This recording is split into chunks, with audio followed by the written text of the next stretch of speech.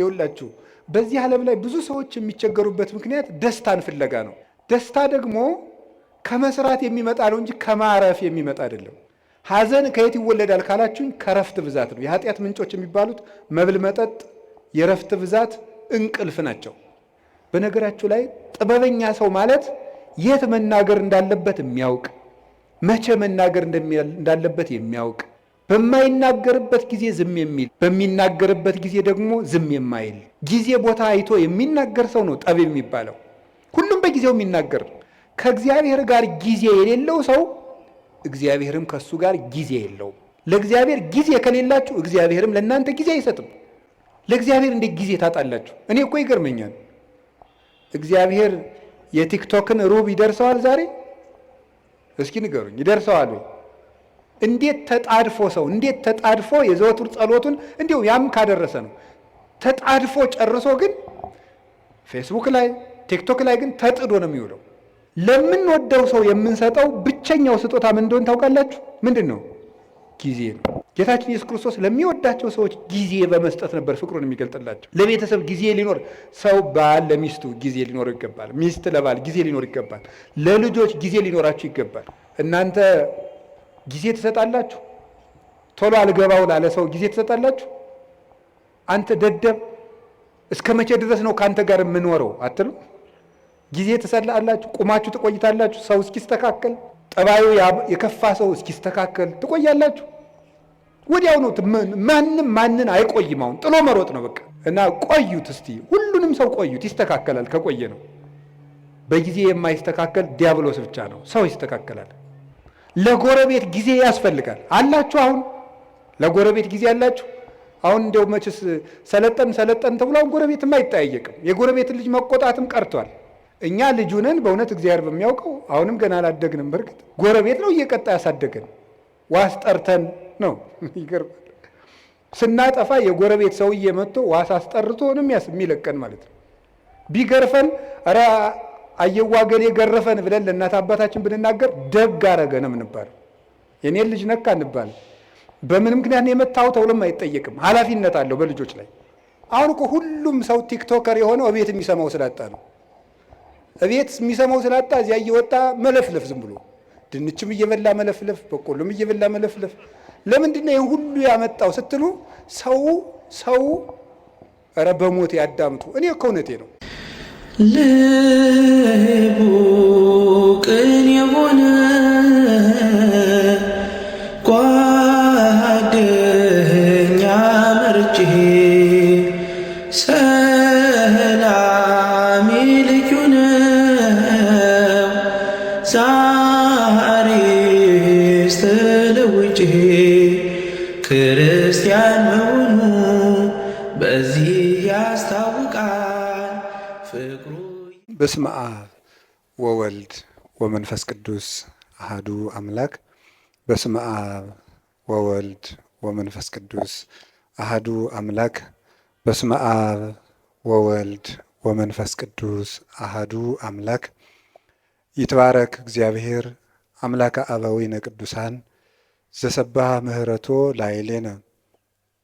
ይቅርታውን ቸርነቱን ምህረቱን በእኛ ላይ ያጸና ቅድመ ዓለም የነበረ ይህንን ዓለም በካህሊነቱ የፈጠረ ትንኝንም እንኳ ሳይዘነጋ የሚመግብ ሥጋችን ለብሶ ዓለምን ያዳነ ዓለምን አሳልፎ የሚኖር ጌታችን መድኃኒታችን ኢየሱስ ክርስቶስ ላደረገልን ለቸርነት ሥራው ሁሉ ከባሕሪ አባቱ ከአብ ከባሕሪ ሕይወቱ ከመንፈስ ቅዱስ ጋር አንድ ለምትሆን መንግሥቱ ክብር ምስጋና ይግባው። የእናታችን የቅድስት ድንግል ማርያም የቅዱሳን መላእክት የቅዱሳን ነቢያት የቅዱሳን ሐዋርያት የሰማዕታት የጻድቃን ረድኤታቸው በረከታቸው ከሁላችን ጋር ጸንቶ ይኑር። የተከበሩ አባታችን መላከ ገነት መዝገቡ ላቀው የዚህ ታላቅ ደብር አስተዳዳሪ፣ የተከበራችሁ አባቶቻችን ሊቃውንተ ቤተ ክርስቲያን፣ ካህናት አባቶች፣ ዲያቆናት ወንድሞች፣ የጌታችን የመድኃኒታችን የኢየሱስ ክርስቶስ የድኅነት ቤተሰቦች የምትሆኑ ምእመናን አንድ አምላክ በሚሆን በአብ በወልድ በመንፈስ ቅዱስ ስም እንደምን ዋላችሁ? እንደምን አመሻችሁ? እንደምን ሰነበታችሁ? ቸርነት ገንዘቡ የሆነ ፈጣሪያችን ለዚህ ሰዓት በማይመረመር ቸርነቱ ስላደረሰን ስሙ የተመሰገነ ይሁን። በመካከላችን ተገኝቶ እንዲያስተምረን ቅዱስ ፈቃዱ ይሁንልን። እንደ እግዚአብሔር ፈቃድ የምንማማርበት ርዕሳችን ጊዜ ለምን በሚል ርዕስ ነው የምንማማረው። እስኪ በሉ ድገሙ፣ ሶስተኛ በሉ። ጊዜ ለምን ነው። እንግዲህ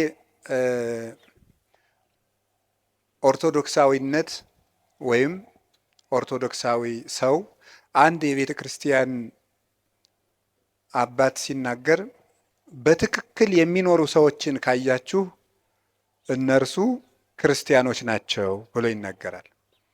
በትክክል የሚኖሩ ሰዎችን ካያችሁ እነርሱ ክርስቲያኖች ናቸው። ክርስቲያኖች እውነትን የሚያምኑ ናቸው። እውነት ነፃ ያወጣል። ስለዚህ ነፃ ፍጡሮች ናቸው። ነፃነትም ከእውነት ነው፣ እውነትም ነፃነት ነው። እውነትን የያዙ ሰዎች ነፃ ናቸው።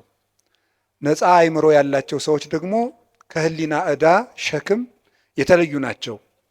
እነሱ በትክክል ራሳቸውንም ዓለምንም መምራት መኖር ይችላሉ። እና ክርስቲያንነት ማለት በትክክል መኖር ነው።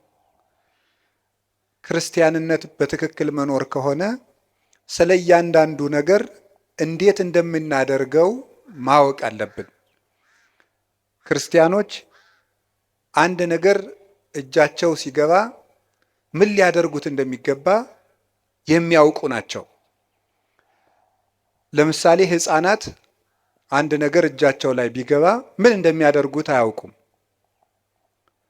በብዙ ልፋት የተገኘ ተቆፍሮ የተገኘ ወርቅ ወይም ዕንቁ ወስዳችሁ እጃቸው ላይ ብታስቀምጡ ወይ ይጫወቱበታል፣ ወይ ይወረውሩታል፣ ወይም ደግሞ ጭቃ ውስጥ ሊጥሉት ይችላሉ። ስለዚህ እንደዚያ እንዳይሆን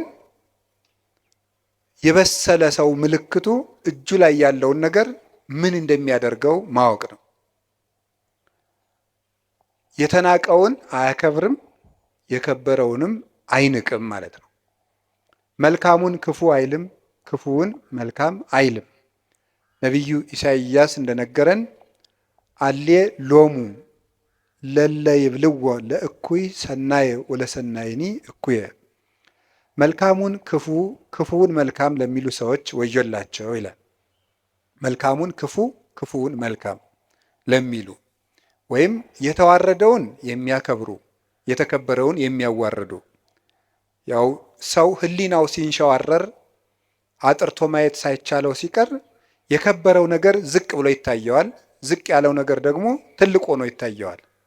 ስለዚህ የታነቀውን እያደነቀ ድንቅ የሆነውን ደግሞ እየናቀ ከሱም እየራቀ ይቀጥላል እና ክርስቲያኖች ለሁሉም ነገር ቁመናም እውነትም ምልከታም ሊኖረን ይገባል።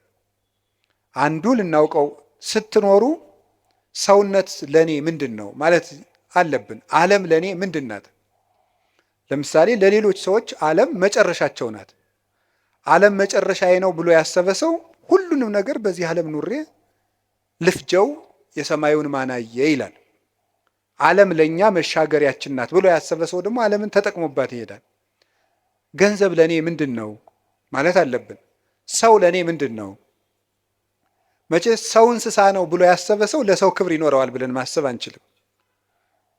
እንደዚህ ያለ ሰው ደግሞ ሰው እንስሳ ነው ብሎ መነሻ ያደረገ ሰው የሰው መወለድም አይደንቀውም፣ መሞትም አይደንቀውም።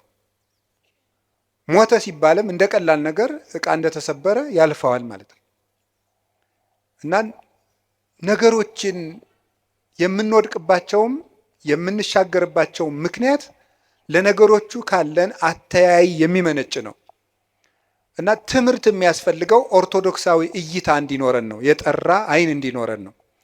ዛሬ በዚህ ርዕስ በዚህ ቦታ እንድንማማር የፈለግኩት ጊዜ ለኦርቶዶክሳውያን ምንድን ነው የሚለውን ነው።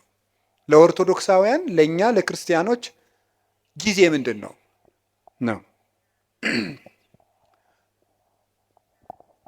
ጊዜ እንዴት ነው? እግዚአብሔር በምድር ላይ ከሰጠን በጣም ትልቁ ስጦታ ጊዜ ነው። እግዚአብሔር ማንም ሊሰጠን የማይችለው እግዚአብሔር የሰጠን እድል ጊዜ ነው። እንደው ይገርማችኋል፣ ግን ሰው ይሄንን ትኩረት ሰጥቶት አያውቅም። ሀብት የማይመስሉ ብዙ ነገሮች አሉ የማናስተውላቸው። ለምሳሌ እንደው የገጠሩ ሰውም ይተርታል። ጤና ሀብት አይመስልም ይላል፣ ውሃ ገንዘብ አይመስልም ይላል። የጤና ሀብትነት ለሰው አይረዳውም። ብዙ ጊዜ የውሃ ሀብትነት አይረዳውም። የአየር የኦክስጅን ሀብትነት አንረዳውም። ኦክስጅንን ሰዎች የሚያዙበት ቢሆን ኑሮ ለስንት ቀን መቆየት እንደምትችሉ አስባችኋል? ኦክስጅን በሆኑ ሰዎች እጅ ቢሆን ኖሮ ሁላችን ገለውን አናድርም ብላችሁ ነው? እነዚያ ሰዎች እነገሌ ናቸው እንዳትሉ ወስዳችሁ አታነካኩኝ ነው ያልኩኝ። በሰዎች እጅ ቢሆን ኖሮ ነው ያልኩት። በሰው እጅ ቢሆን ኖሮ አየር ስንት ቀን ነው የምንሰነብተው? ዛሬን ራሱ ማደር እንችላለን? አንችልም። የውጩን ይቅርና በዚህ ያለውን በህዋ ላይ የተለቀቀውን ኦክስጅን ይቅርና ያንተን አየር እንዳታስወጣ ብንባልስ? አይቻልም ብንባል እናድራለን? የራሳችን አየር እንዳይወጣ ብንከለከል መኖር እንችላለን? አንችልም። የአካል ክፍሎቻችንን ስጦታነት አስተውለን አናውቅም። እግዚአብሔር የሰጠንን ነገር ሰዎች ሊያደርጉልን የማይችሉ እንዲሁ እግዚአብሔር ምን አደረገልኝ እንላለን እንጂ እግዚአብሔር አንድ ቀን ጣፊያን ራሱ ስራ እንድታቆም ቢያደርጋት መኖር እንችላለን? እንችላለን? በሰውነታችን ያለውን የጨው መጠን ማን ሊያጣራው ይችላል? ስለዚህ እንሞታለን ማለት ነው። ፊኛ ስራ ብታቆም መኖር ይቻላል? ይቻላል? እስኪ ንገሩኝ። ሌላ የባሰ ነገር ሰው የሚጸዳዳበት የአካል ክፍል ቢዘጋ መኖር ትችላላችሁ? ይቻላል? አይቻልም። እግዚአብሔር የሰጠን የአካል ስጦታ ማንኛውም ሰው የከበረ ሰው እንኳን ከብሮ የሚውለው እኮ መጸዳዳት ስለቻለ ነው። የከበረ ሰው እንኳን ቢሆን እና እግዚአብሔር እንዴት አድርጎ ስጦታ እንደሰጠን ማስተዋል አለብን። በጣም እያባከን ነው ያለው ነገር አካላችን፣ አይምሯችን። እሱም በሌላ ጊዜ ትማሩታላችሁ። እንዴት አድርገን እግዚአብሔር የሰጠንን አካል እያባከን ነው እንደሆነ ትማሩታላችሁ። እኔ ግን ዛሬ መናገር የፈለግኩት ስለ ጊዜ ነው። እግዚአብሔር ጊዜ ሰጥቶናል። ጊዜ በእግዚአብሔር ዘንድ ምንድን ነው? ጊዜ ፍጡር ነው፣ እንደምታውቁት መለኪያ ነው። እግዚአብሔር ያለ ጊዜ ነው የኖረው። ዘመን ሳይፈጠር እግዚአብሔር ነበረ። ጊዜ ፍጡር ነው። በቤተ ክርስቲያን አስተምሮ የመጀመሪያ ሰዓት ትባላለች። ቁጥር የተጀመረው መጋቢት 29 ቀን ነው። መጋቢት 29 እና መጋቢት 30 ሚያዝያ 1 በሊቃውንት አነጋገር ዕለተ ጠቢባን ይባላሉ። ጠቢባን ሥላሴ አንድ ሳይሉ 29 ብለው ስለጀመሩ ነው። እንዲህ ያለው ነገር ለማያምን ሰው አይረዳም። ቅዱስ ጳውሎስ አንደኛ ቆሮንቶስ ምዕራፍ 2 ላይ ሲናገር መንፈሳዊ ነገር ለስጋዊ ሰው ሞኝነት ይመስለዋል ይላል። በስጋዊ ዓይን አይመረመርምና ለብእሲሰ መንፈሳዊ ኩሉ ይተሐሰሶ፣ መንፈሳዊ ሰው ግን ሁሉን ይመረምራል። ወሎቱሰ አልቦ ዘይተሐሰሶ፣ እርሱን ግን የሚመረምረው የለም ይላል። እና ስጋዊ ነገር ያለው ሰው አንድ ሳይባል 29 የማይመስል ነገር ነው ይላል። ሃይማኖት ምንጊዜም ለስጋ የማይመስል ነገር ነው። የምናወጋው የመንፈስ ነገር ስለሆነ የመንፈስ ነገር በስጋ ነገር ሊለካ አይቻልም። መቼስ አሁን ነፋስን በሜትር አንለካውም። ለሁሉም ነገር መለኪያ አለው። ውሃን በኪሎ ሜትር አንለካውም። የራሱ መለኪያ አለው። ለራሱ ነገር ለሁሉም ነገር መለኪያ አለው። ከፍታም መለኪያ አለው፣ ዝቅታም መለኪያ አለው፣ ረቂቅ ነገር መለኪያ አለው፣ ፈሳሽ ነገር መለኪያ አለው፣ ጠጣርም መለኪያ አለው። እንዲሁ መንፈሳዊ ነገርም የራሱ መለኪያ አለው። ውሃውን በሜትር ጤፉን ደግሞ በሊትር መቼስ ልለካው አይባልም። መለኪያ አለው። የነፍስም ነገር የራሱ መለኪያ የራሱ ዩኒት ስታንዳርድ አለው። ስለዚህ የነፍስን ነገር የምንረዳው እግዚአብሔርን በመፍራት ነው። እግዚአብሔር ጊዜን ሳይፈጥር ነበረ፣ ጊዜን ፈጠረ። የመጀመሪያዋ ሰዓት መጋቢት 29 ቀን ፈጠረ። ጊዜ በጊዜ ምን እንደተደረገ አስተውሉ። በጊዜ ከተደረጉ ነገሮች አንዱ እግዚአብሔር በጊዜ ይሄንን ዓለም ፈጥሮታል። ይሄንን ዓለም ፈጠረ። 7 ዕለታትን ፈጠረና አቆመ። 7 ዕለታት በዕብራውያን አነጋገር 7 ቁጥር ፍጹም ቁጥር ተደርጎ ይነገራል። መጽሐፍ ቅዱስ ሲተረጎም ማወቅ ካለብን ነገሮች አንዱ የመጽሐፍ ቅዱስን መነሻ ባህል ነው ማወቅ የሚገባል። የመጽሐፍ ቅዱስን መነሻ ባህል ስናውቅ መጽሐፍ ቅዱስን መረዳት እንችላለን። ስለዚህ በዕብራውያን ወይም በእስራኤል ባህል 7 ቁጥር እንደ ፍጹም ቁጥር ይቆጠራል። በኢትዮጵያ ለምሳሌ 10 ቁጥር እንደ ፍጹም ቁጥር ይቆጠራል አይደል? አታውቁም? ለምሳሌ የሆነ ሰው 10 ጊዜ አጨቅጭቀኝ ይላል። እናንተ ግን 3 ጊዜ ብቻ ሊሆን ይችላል ያላችሁት። ለምንድነው 10 ጊዜ የሚለው? ጭራሽ ማለት ነው፣ ፍጹም ማለት ነው። ምን 30 ጊዜ ይጨቀጭቀኝ ያላያ ይላል። ነገርከኝ እኮ ይላል። ብፁዕ አባታችን መጥተዋል። ከመቀመጣችን ተነስተን እንቀበልና እሺ፣ በረከታቸው ይድረሰን። ሁላችሁም ተባርካችኋል። ባላችሁበት ቁጭ በሉ። እኔም ተሳልሜ ብመጣ ትፈቅዳላችሁ አይደል?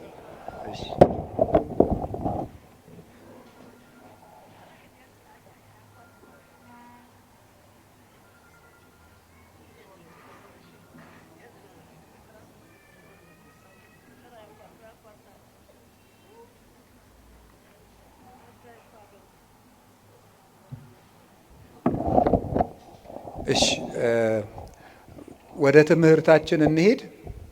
ብፁዕ አባታችን ስለተገኙ በጣም ደስ ብሎኛል። እናንተም ደስ ብሏችኋል። ለኢትዮጵያ ኦርቶዶክስ ተዋሕዶ ቤተ ክርስቲያን በእድሜ ከቆዩላት አባቶች አንዱ እሳቸው ናቸው።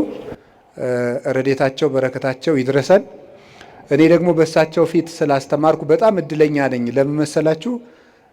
ገበሬ ልጁን እርሻ ሲያሳርስ እርፍ ያስይዝና ያሳርሰዋል ከፊቱ አድርጎ። ለምን? ሲያበላሽ ለማስተማር ማለት ነው።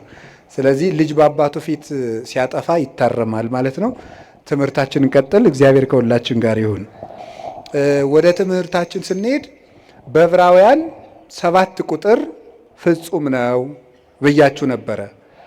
እስመ ሁልቆ ሳብ በሀበ ዕብራውያን ፍጹም ውእቱ። በዕብራውያን በእስራኤል 7 ቁጥር ፍጹም ነው ይላል እግዚአብሔር። ስለዚህ ምን አደረገ? 7 ዕለታት ብቻ ፈጠረ። ለምንድን ነው እግዚአብሔር 7 ዕለት ብቻ የፈጠረው ስትሉ 7ቱ ቀኖች ፍጹም ናቸው ለማለት ነው። 7 ብቻ። ለምን 8 ቀን አይፈጥርም እግዚአብሔር? ወይስ ዝቅ ብሎ 6 ቀን ቢያደርገው ምን አለ?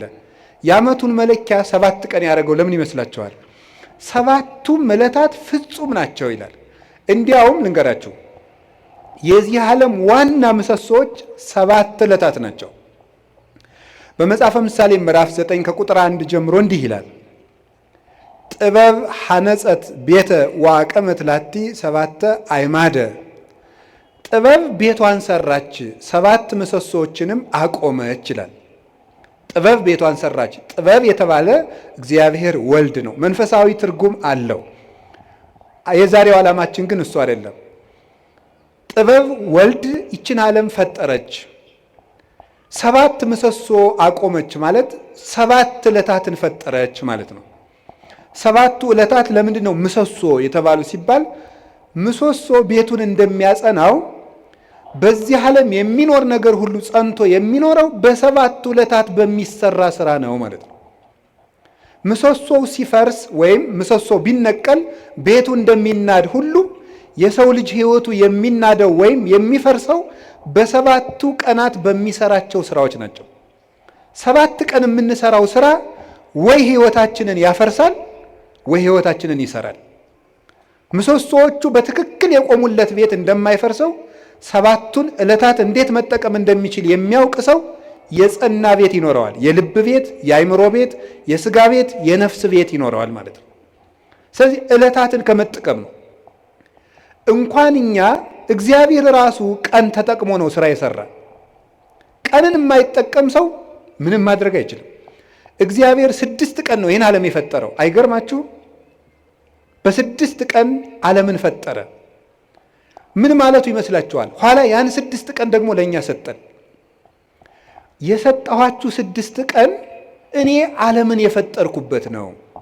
እናንተ የምትቀልዱበት እሁድ 4 ባህርያት የተፈጠሩበት ነው።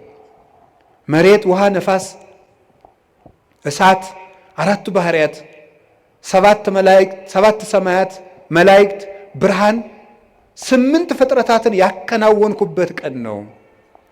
እናንተ የምትቀልዱበት ሰኞ ይሄን የምታዩትን ጠፈር የዘረጋውበት ቀን ነው።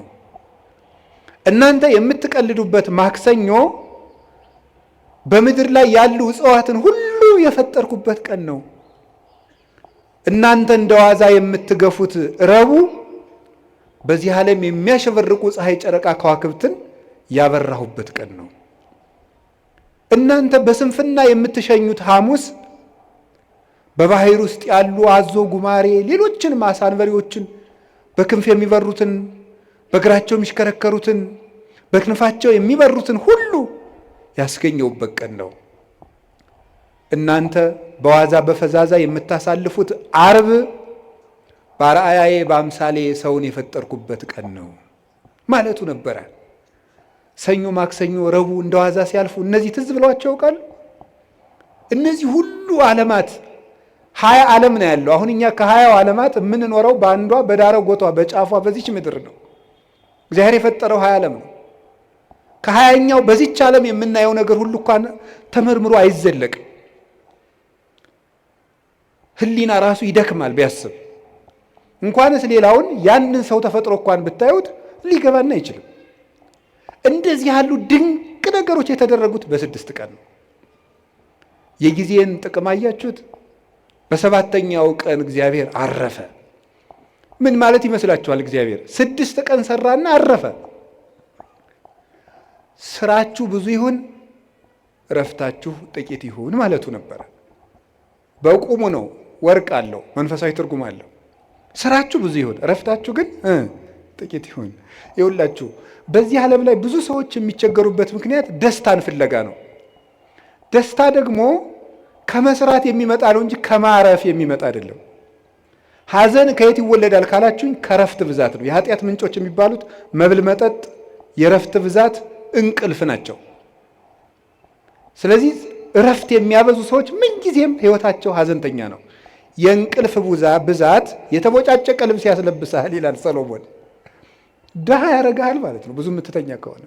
የእንቅልፍ ብዛት መጽሐፍ ቅዱስ ነው ያለው፣ የተቦጫጨቀ ልብስ ያስለብሳል።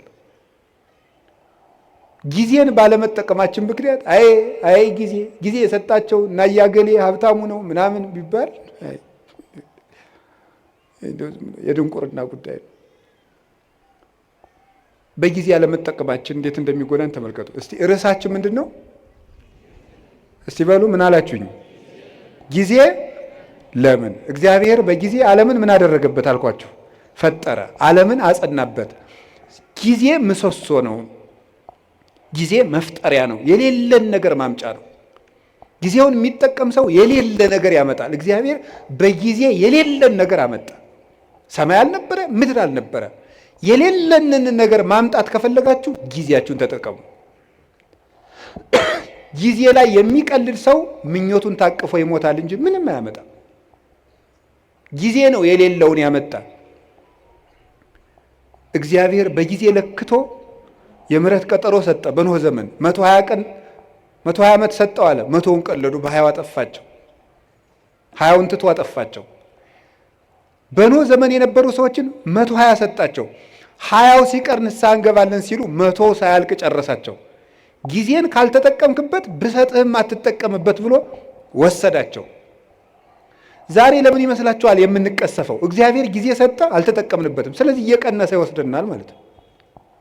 በሰጠን ጊዜ ካልተጠቀም ከእድሜያችን ቀንሶ ያነሳናል። የማያፈራለትን ዛፍ በጓሮው የሚንከባከብ ገበሬ ጅል ማን አለ? ሌላው የባስ በጠፈጠፉ እየተንጠፈጠፈ ሌሎችን አዝመራዎች እንዲያጠፋቸው ነው። ይልቁን በጊዜ መቁረጥ ነው። ስለዚህ እግዚአብሔር ይቆርጣል። የማያፈራውን ፍሬ የማያፈራውን ዛፍ ከሱ ይቆርጡታል ብሎ ነግሮናል። ወይወዲዎ ውስተ እሳተ ገሃነም፣ በእሳት ያቃጥሉታል። ምን? ፍሬ የማያፈራውን ቅርንጫፍ። አነ ውእቱ ሐረገ ወይን ዘጽድቅ ወአንትሙ አይጹቂሁ ንበሩ በየ ወአነብክሙ፣ እኔ የወይን ሐረግ ነኝ፣ እናንተ ደግሞ ቅርንጫፎች ናችሁ። በእኔ ኑሩ፣ እኔም በእናንተ እኖራለሁ።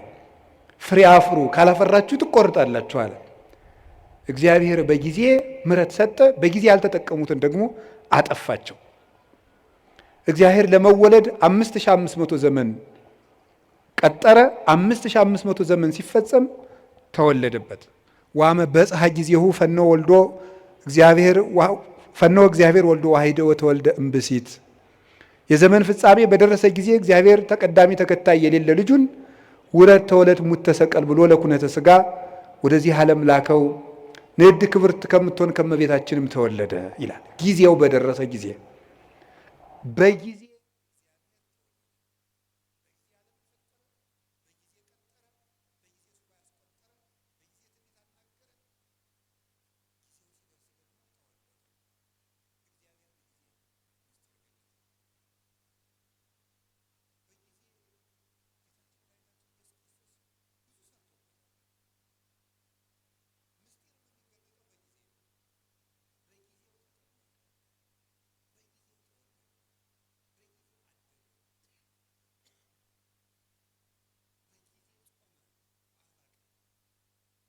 በጊዜ አስተማረ። 3 ዓመት ከ3 ወር በጊዜ ምስጢሩን ገለጠ። በደብረ ታቦር እንኳን ብርሃን ከገለጠላቸው በኋላ እንዳትናገሩ እስከ ዓመት ይፈጸም በጊዜው፣ ጊዜው እስኪደርስ ድረስ በትንሣኤ ልቡናችሁ ቀንቶላችሁ ምስጢር ተከናውኖላችሁ በሀብተ መንፈስ ቅዱስ ተሰርታችሁ እስክትናገሩት ድረስ ቆዩ አላቸው። በጊዜ የሚነገር አለ፣ በጊዜ የማይነገር አለ። ወቤ ብዙ ነገር ዛነ ነግረክሙ፣ የምነግራችሁ ብዙ ነገር ነበረኝ። ወባይቱ ኢትክሉ ይእዜ ጸዊሮቶ፣ ነገር ግን ዛሬ ልትሸከሙት አትችሉም፣ በጊዜው ነግራችኋለሁ አለ። በጊዜ የሚነገር አለ። በነገራችሁ ላይ ጥበበኛ ሰው ማለት የት መናገር እንዳለበት የሚያውቅ፣ መቼ መናገር እንዳለበት የሚያውቅ፣ በማይናገርበት ጊዜ ዝም የሚል፣ በሚናገርበት ጊዜ ደግሞ ዝም የማይል፣ ጊዜ ቦታ አይቶ የሚናገር ሰው ነው ጠቢብ የሚባለው። ሁሉም በጊዜው የሚናገር። ጌታችን ኢየሱስ ክርስቶስ በጊዜው ተሰቀለ፣ በጊዜው ተያዘ፣ በጊዜው ሞተ፣ በጊዜው ተነሳ፣ በጊዜው አረገ፣ በጊዜው ሀብተ መንፈስ ቅዱስን ላከላቸው 10 ቀን ጠብቆ። ያለ ጊዜ ጸጋም አይሰጥም። እንዲያሁን ልጁን እንደው ልጅ የሌላቸውን እናት አባት 9 ወር ከ9 ወር አስቀድሞ እንደው በ3 ወሩ ከብት ጠባቂ ስለሌለን ልጁ ቶሎ እንዲደርስ ይወለድ ቢሉ ይወለዳል? አይወለድም። በጊዜው ነው የሚወለደው። ለመውለድም ጊዜ አለው። ጸጋም በጊዜው ነው የሚሰጠው። ጥያቄም በጊዜው ነው የሚመለሰው። ጊዜ አለው። አሁን ፈልጌያለሁ ቢባል አይሆንም፣ በጊዜው ይሆናል። መቆየት ያለብንን መቆየት። እግዚአብሔር በጊዜው ሁሉን ሰራ። እንግዲህ ደግሞ በጊዜው ይመጣል። ያ ጊዜ መቼ እንደሆነ ደግሞ አታውቁም ብሎናል። ትግሁ እንከ እስመ የተአምሩ ጊዜ ይመጽእ እግዚእክሙ፣ ጌታቸው የሚመጣበትን ጊዜ አታውቁምና ተግታችሁ ጠብቁ። ሶበሰ አይመረ በአለቤት ጊዜ ይመጽእ ሰራቂ እምተጋ ዋህለው፣ ባለቤት ሌባ የሚመጣበትን ጊዜ ቢያውቅ ኑሮ በዚያች ሰዓት ይተጋ ነበር። ግን ሌባው መቼ እንደሚመጣ ስለማያውቅ ሌሊቱን ሙሉ መትጋት አለበት። እናንተም ጌታችሁ የሚመጣበትን ሰዓት ብታውቁት በዚያች ሰዓት ብቻ ትተጉ ነበር። ግን ጌታችሁ በ10 ዓመታችሁ ይምጣ፣ በ20 ዓመታችሁ፣ በ30 ዓመታችሁ ይምጣ፣ በ50 ዓመታችሁ፣ ስትጀምሩ ይምጣ፣ ስትጨርሱ አታውቁትም። ስታገቡ ይምጣ፣ ስትሸመግሉ ይምጣ፣ ሳታገቡ ይምጣ፣ ስታገቡ ይምጣ፣ አታውቁትም። በድህነታችሁ ጊዜ ይምጣ፣ በሀብታችሁ ጊዜ ይምጣ፣ ስትሾሙ ይምጣ፣ ስትሻሩ ይምጣ፣ የምታውቁት ነገር የለም። በሰጣችሁ ጊዜ ተዘጋጅታችሁ ኑሩ ብሎ ሰጥቶናል። ጊዜ እንዲህ ያለ ሀብት ነው። የእግዚአብሔር ቤተሰቦች በጊዜ እንጠቀምበት። ጊዜን አባቶቻችን ብዙ ሰርተውበታል። ቅዱስ ቂርቆስ ያን ሁሉ ሰማዕትነት ሲፈጽም የስንት ዓመት ልጅ ነበር? የ3 ዓመት ልጅ ነው። ድንግል ማርያም የአምላክ እናት ስትሆን የስንት ዓመት ልጅ ነበረች? የ15 ዓመት ልጅ ነበረች። እንግዲህ እዚህ ውስጥ 50ም አለ 60ም አለ። እንደገና ደግሞ ወጣት ነኝ እያላችሁ የምትቀልዱ ሁሉ ገና ልጅ አይደለው እንዴ የምትሉ፣ ለተንኮል ሲሆን ልጅ ነኝ አትሉ። ቁረቡ ሲሏችሁ ልጅ ነኝ ትላላችሁ። ኃጢአት ሲሆን ልጅ ነኝ አትሉም ትላላችሁ። አረ ይሄ ልጅ ነኝ ገና ቆይ ይሄን አትስጡኝ ትላላችሁ አትሉ። ግጥም አድርጎ ለመብላት ልጅ ነኝ የሚላል አለ እንዴ? አይጣላ ድረስ አይደል? አሁን ማለት ተገኝቶ ነው። እንዲሁም ትንንሹ ነው ብዙ የሚበላ። ለማመንዘር ልጅ ነኝ የሚላል የለም። ትንሹም ትልቁም ነው። ለጽድቅ ሲሆን ልጅ ነኝ አትበል ብሏል። ሕፃን ነኝ ኢትበል እስመ ንዑስ አነ፣ እኔ ልጅ ነኝ አትበል ብሏል። ትንቢተ ኤርምያስ ምዕራፍ 1 ቁጥር 8 ላይ ለበጎ ነገር ልጅ ነኝ አትበል።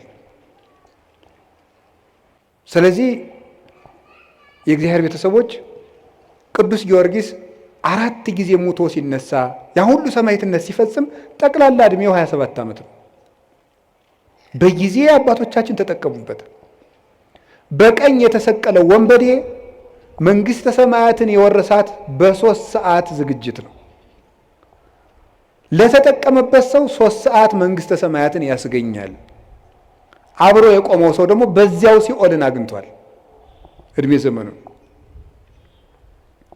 አንድ ቀን የሰማ ሰው ዘኬዎስ ተመልሶ ጊዜውን ተጠቅሞ መንግሥተ ሰማያት ገብቷል። 3 ዓመት አብሮ የቆየው ይሁዳ ጊዜውን መቀለጃ ስላደረገው ከክርስቶስ መንግሥት ውጭ ሆኗል። በጊዜ የሚቀልድ ሰው ይሁዳ ጊዜውን እንደ ድል መጠቀም ሲገባው መተናኮያ ያደረገው። ምን አደረገ መስላችሁ? ክርስቶስን እኔ እሸጠዋለሁ አለ። እሸጥና እሱ እንደለመደ በታምራቱ ያመልጣል። ከዚያ በኋላ ደግሞ እኔ መመልሼ ገንዘቤን በልቼ መምህር የብዬ ከእሱ ጋር ታሪክ እቀጥላለሁ አለው። ጊዜው ግን መሽቶ ነበር። ክርስቶስ ተያዘ። ደርሷላ። ሲሰርቅ የነበረበት ጊዜ አለቀ። በቃ አለ። እግዚአብሔር መቅረዚቱን አጠፋት። ከዚያስ ምን አደረገ ደግሞ? ጌታ ከማረጉ በፊት ከመሞቱ በፊት እኔ ተቀድሜ ሙቼ ሲኦል ቆየዋለሁ፣ ነፍሳትን ሲያወጣ ያወጣኛል አለ። አይ ይሁዳ አልፏል። እሱ መች ምን አደረገ ጌታ? የለም ይሁዳ ዛሬም አትሞትም ብሎ ግንባሩ ተፈጥፍጦ ቆይ፣ ሆዱ ተዘርግፎ ቆየ። ከዛ ምን አደረገ ጌታ? ሲያረግ አንተ ያሰቀልከው ሰው እኮ አረገ አሉት። እኔን ሳያወጣኝ ብሎ ደንግጦ እወጣለሁ ሲል ከመቃኑ ላይ ከደጃፍ ወይም ከበሩ ላይ ግንባሩ ተፈጥፍጦ ሞተ ይላል። ምን አድርጎ ስትሉኝ፣ በጊዜ ቀልዶ የእግዚአብሔር የምሕረት ጊዜው አብቅቶ በቃይ ብሎ እግዚአብሔር ታገሰው። 3 ዓመት ቻለው። አብሮት እየዋለ ሙዳየ ምጽዋቱን እየሰረቀ ማእምረ ኅቡዓት ክርስቶስ አብሮት እያለ እየሰረቀ የሚያውቀውን ጌታ እንዳላዋቂ መጥቶ አብሮት በሀከረቢ መምህር ደህና ዋልክ እያለ የልቡን በልቡ እያደረገ 3 ዓመት ቻለው። በቃኝ አለ እግዚአብሔር። ቸርነትን ላልተጠቀመበት መዓት ይታዘዝለታል። እግዚአብሔር ጊዜ የሚሰጠው ለቸርነት ነው። የተአምርኑ ከመሳይሉ ለእግዚአብሔር ኪያከ ያገርህ ሀበ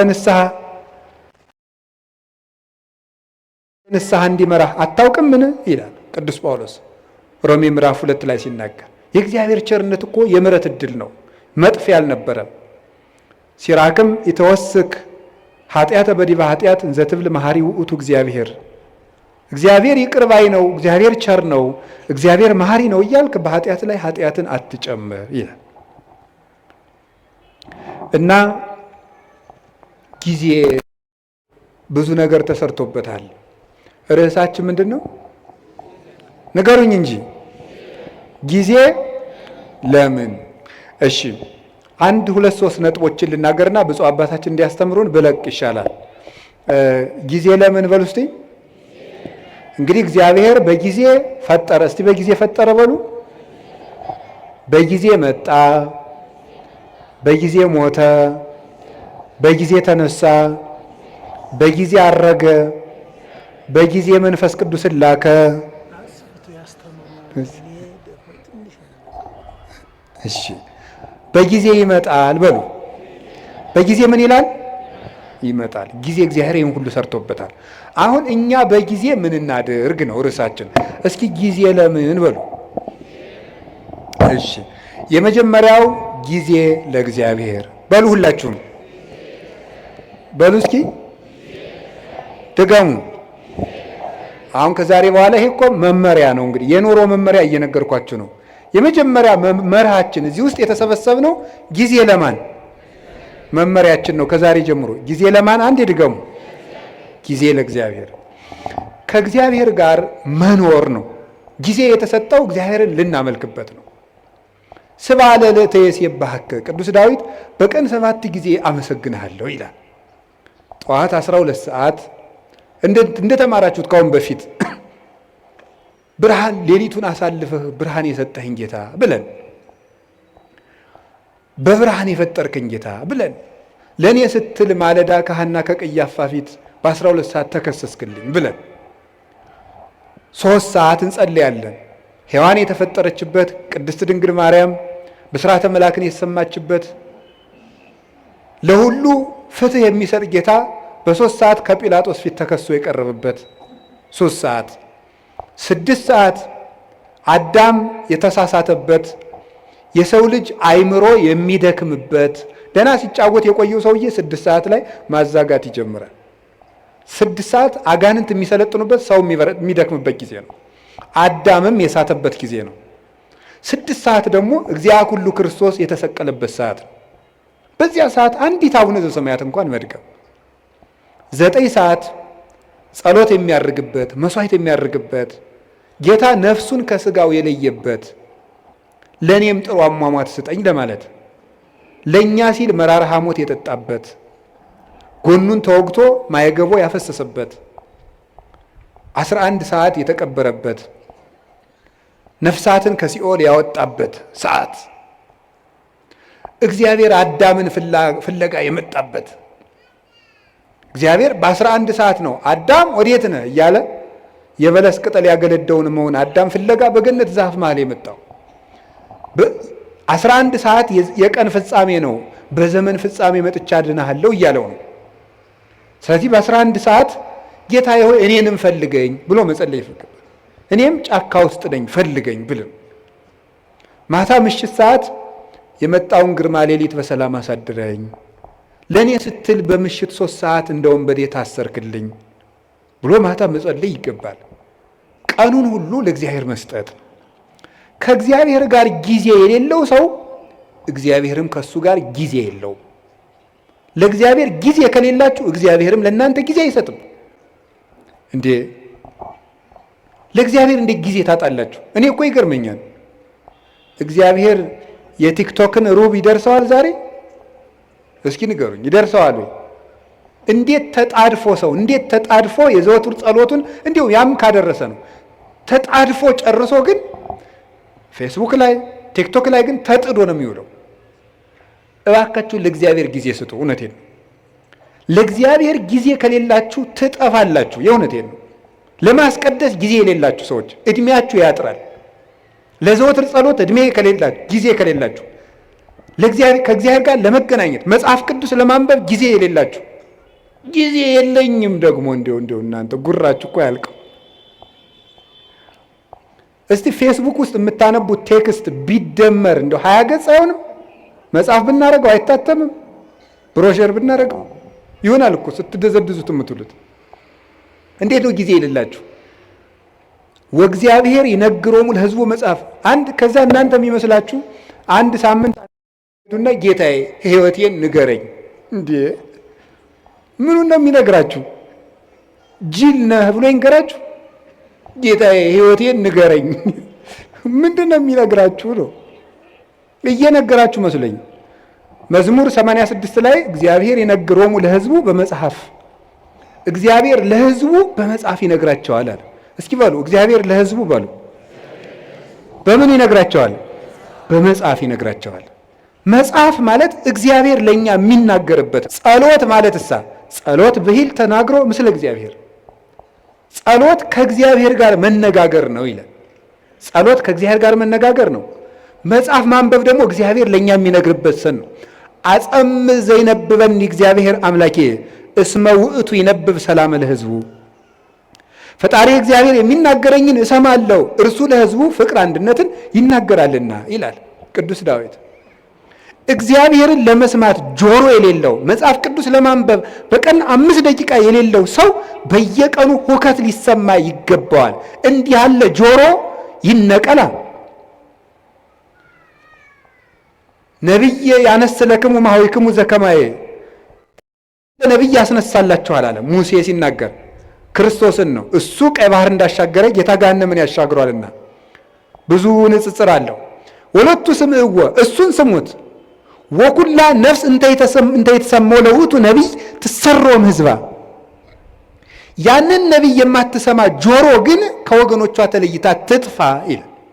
ያን ነቢይ የማትሰማ ማለት ክርስቶስን የማይሰማ ጆሮ ይነቀላል። ሰላም እግዚአብሔርን መስማት የማይፈልግ ጆሮ ሁከት፣ ጦርነት፣ ብጥብጥ፣ ሞት ሊሰማ ይገባዋል።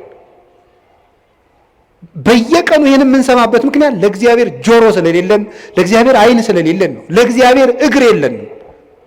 እግሮቻችሁ የት ነው የሚሄዱት? የሚፈጥኑላችሁ ወዴት ስትሄዱ ነው? ቤተክርስቲያን ሲሏችሁ አያደርሳችሁም። እንዲሁ አይደረስ እኮ ነው። ከዚያ ትሄዱ የማስታወቂያ ሰሌዳ ለማንበብ በየቀኑ ትመላለሳለች። ስራ ወጥቶ ይሆን ጥሩ ነው፣ ተመላለሱ። ግን እግዚአብሔር ቤት ብትመላለሱ ምን አለ? የእግዚአብሔር ቤት እኮ ልንገራችሁ፣ የእግዚአብሔር ቤት ቤተክርስቲያን እኮ ማለት የእግዚአብሔር መንግስት ማለት ነው። ቤተክርስቲያን ታውቃላችሁ? ይህን ቤተክርስቲያን ማለት የእግዚአብሔር መንግስት ማለት ነው። እንዲህ ብሎ ነበረ ጲላጦስ፣ አንተ አይሁድ ንጉሥ ነህ እንዲህ አለው። ምን ብሎ ነው የመለሰለት? መንግስት የሰ የኮነትም ዝንቱ ዓለም፣ የኔ መንግስት በዚህ ዓለም አይደለችም። ምን ማለት ነው? ቤተ ክርስቲያኔ ምድራዊት አይደለችም ማለቱ ነው። የእግዚአብሔር መንግስት ማናት ካላችሁኝ፣ ቤተ ክርስቲያን። አንድ ሰው አሜሪካ ከመሄዱ በፊት አሜሪካ ኤምባሲ መሄድ አለበት። አንድ ሰው መንግስተ ሰማያት ውስጥ ከመግባቱ በፊት ከእግዚአብሔር ኤምባሲ ቤተክርስቲያን መግባት አለበት። ቤተክርስቲያን ውስጥ የማይገባ ሰው የሰማይ ዜግነት የለውም። አንድ ሰው ከአንዲት ሀገር ኤምባሲ ውስጥ ሲገባ የዚያች ሀገር ጥበቃ ውስጥ ይገባል። ከቤተ ክርስቲያን ውስጥ የሚገባ ሰው የእግዚአብሔር እጅ ውስጥ ነው የሚገቡት። ይሄ ቤተ ክርስቲያን ውስጥ ቤተ ክርስቲያኑ ግቢ ላይ የሚታጠረው አጥር በግራ የሚመጣለ በቀኝ የሚመጣለ፣ እዚያ እንደዚህ ብሎ በር አለው። ይሄ መግቢያው፣ ይሄ አጥሩ ግንብ መሆኑን አታዩት። እነዚህ ምዕመናንን ተቀብለው የሚጠብቁ የእግዚአብሔር የምህረት እጆች ናቸው። ከቤተ ክርስቲያኑ ግቢ ውስጥ ስትገቡ ወደ እግዚአብሔር እቅፍ ነው የምትገቡት። እሱ በማይታጠፍ ጥበቃው ይጠብቀናል። ከዚያ በኋላ እንዲህ ያለች ነፍስ እግዚአብሔር ይርኤኒ ዋልቦ ዘይሃጣኒ፣ እግዚአብሔር ይጠብቀኛል፣ እሱ እኔን ብትደብቁኝ ፈልጎ የሚያጣበት ቦታ የለም፣ እኔንም የሚያሳጠኝ የለም። እሱ ራሱ ተናግሯል እኮ አልቦ ዘይሃይደኒ ሆን እምዴ፣ በጎቼን ከእጄ ነጥቆ የሚወስዳቸው ማንም የለም ብሏል። ከእግዚአብሔር እጅ መግባት ከፈልጋችሁ ቤተክርስቲያን መግባት። ለቤተ ክርስቲያን ጊዜ፣ ለመጽሐፍ ጊዜ፣ ለመጸለይ ጊዜ። አንድ ሰው ከእግዚአብሔር ጋር ያለው ጊዜ ከላላ እየጠፋ መሆኑን ማወቅ ያለበት ይሄ ነው።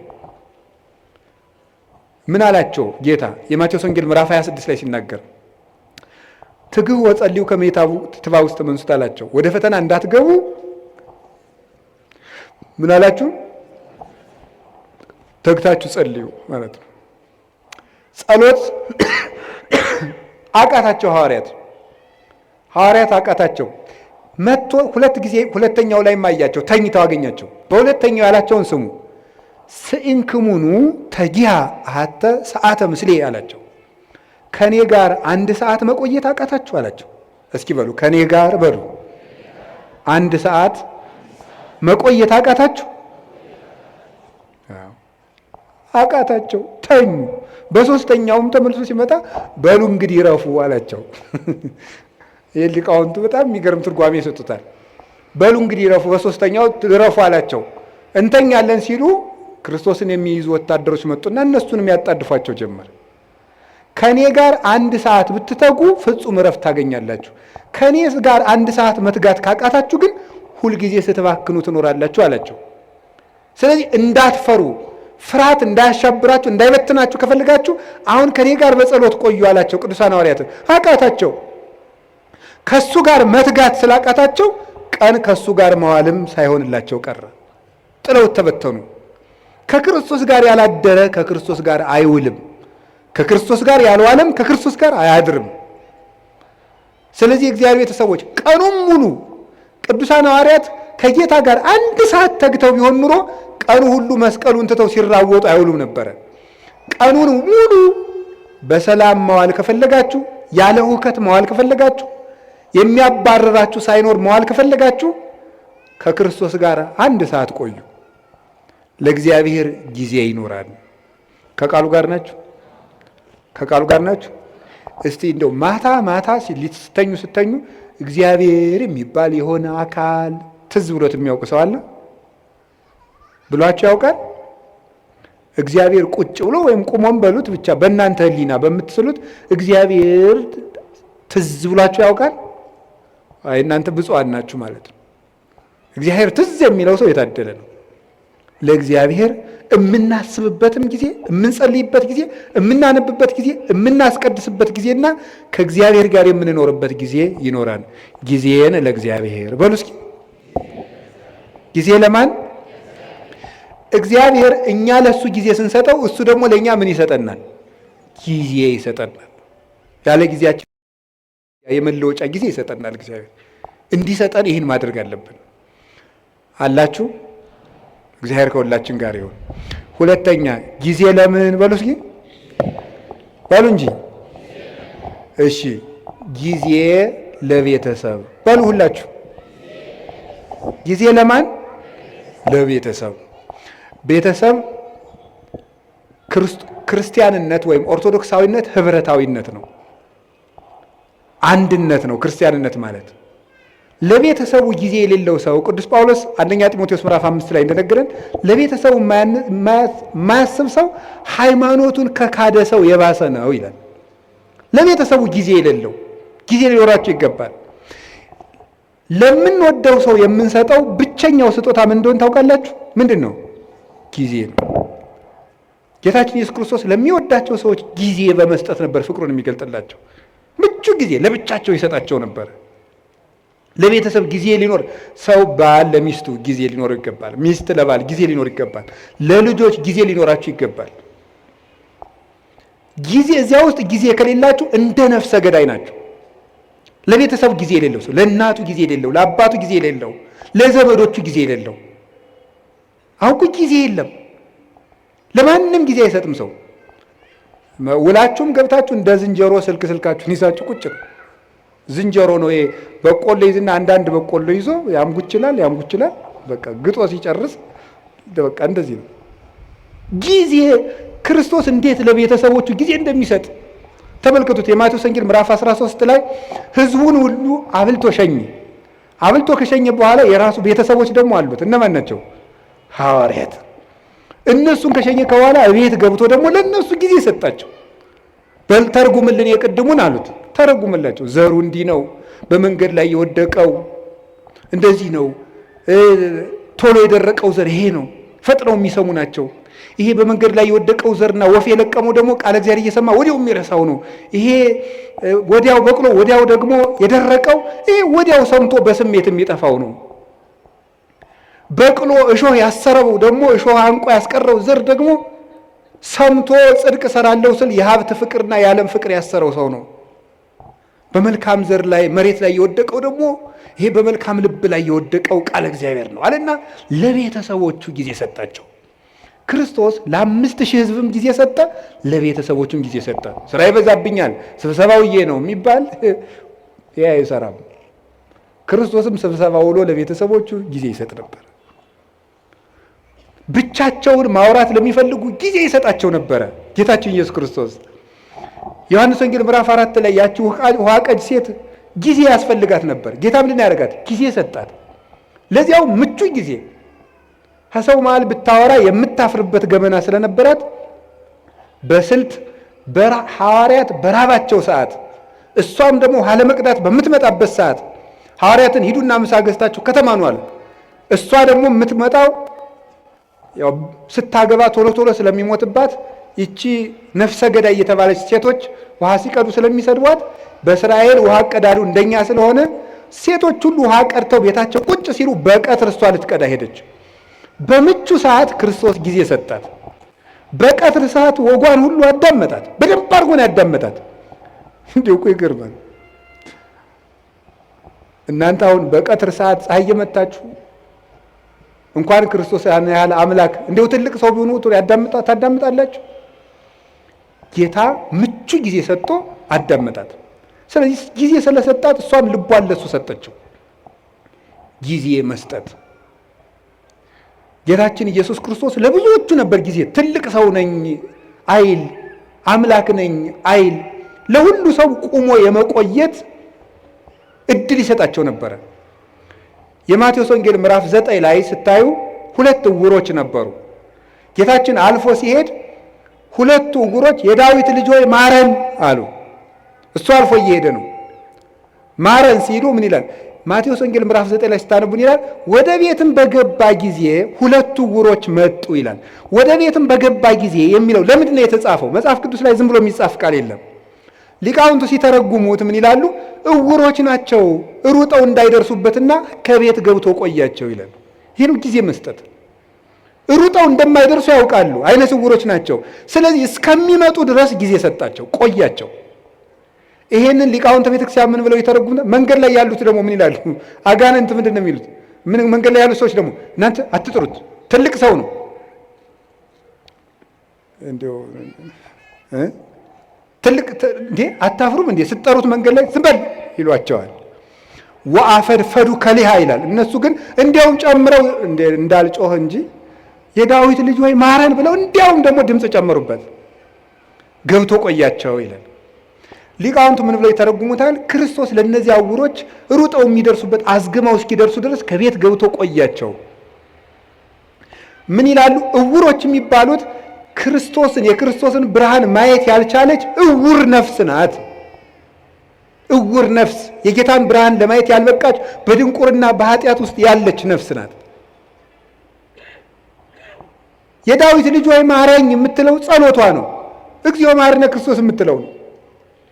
ዝም በል አትጩህ የሚሉት ደግሞ አጋንንት ናቸው። ጸሎት አቋርጥ የሚሉት ናቸው። ተኛ፣ ዝም ብለህ ተኛ እንዳትጮህ የሚሉት ናቸው። ክርስቶስ ግን እነዚያን ዕውሮች ቁሞ ቆያቸው ማለት እሱን ለማየት እስከምትበቃ ድረስ በኃጢአትም በድንቁርናም የታወረችውን ነፍስ ክርስቶስ ይቆያታል። እቤት ገብቶ ይቆያታል አዝግማ እስከምትደርስ ድረስ። ሁላችንም ቆይቶን ነው እንጂ ገና ዕውሮች ነን በእውነቱ ማለት ነው። በጊዜ ሰጥቶን እቤት ገብቶ ቆይቶን ነው አሁንም ቢሆን የመጣ ነው። ክርስቶስ እንደ ፍጥነቱ ጥሎን ቢሄድ ድሮ ማንም እዚህ መድረስ አይችልም ነበር። እዚህ መግባት አንችልም። ቤቱ ውስጥ መግባትም አይፈቀድልም ነበር። ማን ይዘልቀዋል? እሱን ተጽዕነ ላዕለ ኪሩቤል ወሰረረ በክነፈ ነፋስ። ህሊና መላእክት እንኳን የማይደርስበትን ጌታ እኛ ግን በቅዱስ ሥጋው በክቡር ደሙ እንድንዋሃደው የፈቀደልን እሱ ቆሞ ስለቆየን ነው።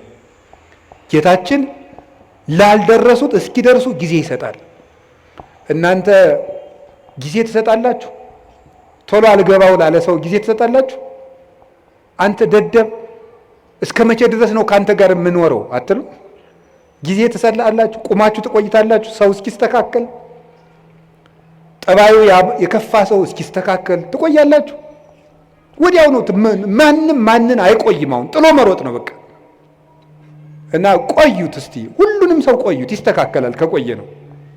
በጊዜ የማይስተካከል ዲያብሎስ ብቻ ነው። ሰው ይስተካከላል። ጊዜ ለቤተሰብ እስኪ በሉ ንገሩ እንጂ። አዎ ጊዜ ለቤተሰብ ሊኖር ይገባል። ብዙ አሁን እንደው እናታችን ቅድስት ቤተክርስቲያን እየተፈተነች ያለችው አንዱ በትዳር ነው እየተፈተነችው ያለው። የባለ ትዳሮች ደግሞ መሰረታዊ ችግራችሁ ምንድን ነው ስትሉ ጊዜ የላችሁም ነው። ትዳሩን የሆነ ሱቅ ነው የምታደርጉት። ምን ማለት ነው መሰላችሁ? ስራ ቦታ ሆኗል ማለት ነው። ጊዜ የላችሁም። ባልና ሚስት አብራችሁ የምትሆኑበት ጊዜ የለም። አትተዋወቁም እኮ ሁላ። ጊዜ ያልሰጣችሁት ሰው ይውላችሁ። በሰነፍ አዝመራ አለፍኩ አረም በቅሎበትም አየሁት አለ ሰሎሞን። በሰነፍ አዝመራ አለፍኩ አረም በቅሎበት አገኘሁት። ለሚስት ጊዜ ከሌለ ዞር ዞር ብለህ ስትመጣ አረም በቅሎባት ነው የምታገኘው። አረም ይበቅልባታል። የነገር አረም፣ ሌላም አረም፣ ሌላም አረም። የአረም አይነቶችን አግሪካልቸር ባለሙያ ጠይቆ ብዙ አረም ነው የሚበቅልባት። ነግሬያችኋለሁ። ለባሎቻችሁ ጊዜ ከሌላችሁ ብዙ አረም ያበቅላል፣ ይሸፍታል ልብ። እነዚያን አረሞች ደግሞ ነቅሎ የሚጥላቸው የለም። አረሙን እንነቅላለን ስትሉ ስንዴውን ትነቅሉብኛላችሁ እንዳለ ጌታ በዚያችሁ ትንሽ ችግር በበቀለችው አረም በአመል መክፋት ስትጨቃጨቁ ራሱን ማጣትም ይመጣል። ስለዚህ ጊዜ ይኖራችሁ። እኔ እውነቴን ነው ስለ እግዚአብሔር ብላችሁ ለልጆቻችሁ ጊዜ ስጡ። ጌታችን ኢየሱስ ክርስቶስ ለሕፃናት ጊዜ እንደሰጣቸው ታስታውሳላችሁ። የማቴዎስ ወንጌል ምዕራፍ 18 ላይ ሕፃናት ወደ እኔ እንዲመጡ አትከልክሉ፣ አቅፎ አስተምሮባቸዋል። እየታቀፈ በዚህ በትከሻው እየመጡ ዙሪያውን እየከበቡ ለሕፃናት ጊዜ ነበረው። ለልጆች ጊዜ ያስፈልጋል። ለጎረቤት ጊዜ ያስፈልጋል። አላችሁ? አሁን ለጎረቤት ጊዜ አላችሁ? አሁን እንደው መችስ ሰለጠን ተብሎ አሁን ጎረቤትም አይጠያየቅም። የጎረቤትን ልጅ መቆጣትም ቀርቷል። እኛ ልጁ ነን በእውነት እግዚአብሔር በሚያውቀው አሁንም ገና አላደግንም። በርግጥ ጎረቤት ነው እየቀጣ ያሳደገን። ዋስ ጠርተን ነው። ይገርማል። ስናጠፋ የጎረቤት ሰውዬ መጥቶ ዋስ አስጠርቶ ነው የሚለቀን ማለት ነው። ቢገርፈን ኧረ አየዋገሌ ገረፈን ብለን ለእናት አባታችን ብንናገር ደግ አረገ ነው የምንባለው። የኔን ልጅ ነካ እንባል። በምን ምክንያት ነው የመታው ተብሎም አይጠየቅም። ኃላፊነት አለው በልጆች ላይ። ለጎረቤት ጊዜ አላቸው ወይ? የሉቃስ ወንጌል 15 ላይ ልጁ የጠፋው ልጅ ሲመጣ ጎረቤቶቹን ጠራ። ይሄ እኮ ሰም አለው እኮ ሰም አልባ ወርቅ የለም። ጎረቤቶቹን ጠራ የሚለው ለጎረቤትም ክብር እንዲኖር ነው። ጌታችን ኢየሱስ ክርስቶስ መላእክትን በጎረቤት መስሎ ነው። አዳምና ልጆቹን ደግሞ በጠፋ ልጅ መስሎ ነው ያስተማረ። ጎረቤትን መጠራራት፣ ለጎረቤት ጊዜ መስጠት። ምን እየሆኑ ነው? እየበሉ ነው? እየጠጡ ነው? እንዴ የኛ ገር ገበሬ እኮ ሲተርት ሰምታችሁታል? አታጣልፈኝ አለች ጉንጫቸር ይላሉ። እዚያ ማዶ ቤት ሲቃጠላሉ ውሃው ውስጡና አታጣልፈኝ አለች አሉ። እንዴ አንቺ ውሃ ውስጥ አይደል ያለሽ እንዴ እሳቱ የት ያገኝሻል ሲሏት አሉ እሳቱ አልጠፋ ቃል እየቀዱ ውሃውን ሲወስዱ ውሃው ሲያልቅ እኔንስ ወስደው መጨመራቸው ይቀራል አለች። ምን ማለት መሰላችሁ? የነፍሱ ቢቀር ደሃ ጦም ማደሩን ካላያችሁት ችግር ነው። የነፍሱም ይቅር የተጎዳ ሰው በግ ከደነበረ የሰው ልጅ ከመረረ አይመለስም ተብሏል። ከመረረው ድሃም ቢሆን ሰብሮ ይበላል። ዘግቼ እበላለሁ ስትል። ስለዚህ ጎረቤት ምንድን ነው የሚሰራ? እርቦታል፣ ጠምቶታል፣ ተጣልተዋል፣ ፍቅር ናቸው፣ ታማዋል፣ አርጅተዋል፣ ጧሪ ያላቸው። ለጎረቤት ጊዜ ሊሰጠው ይገባል። ጊዜ ለቤተሰብ ስጡ። ያላደመጣችሁት አንደበት ሸፍቶ ታገኙታላችሁ። ጆሮ መስጠት ይገባል። ከቃሉ ጋር ናችሁ። እግዚአብሔር ከሁላችን ጋር ይሁን። ጊዜ ለምን አላችሁኝ? በሉ ነገር እንጂ። እስኪ አንድ ጥያቄ ልጠይቃችሁ። ከሰውነታችን አካል ውስጥ አንዱ ጊዜ ባይሰጥ ምን ይሆናል? እስኪ ለምሳሌ ልብ፣ እስቲ ቆይ ትንሽ አረፍ ልበል ብትል የሆነ ጊዜ ላይ እኮ ነው የዓመት እረፍት ተውትና የደቂቃ እረፍት ብትወጣ ልብ ምን እንሆናለን?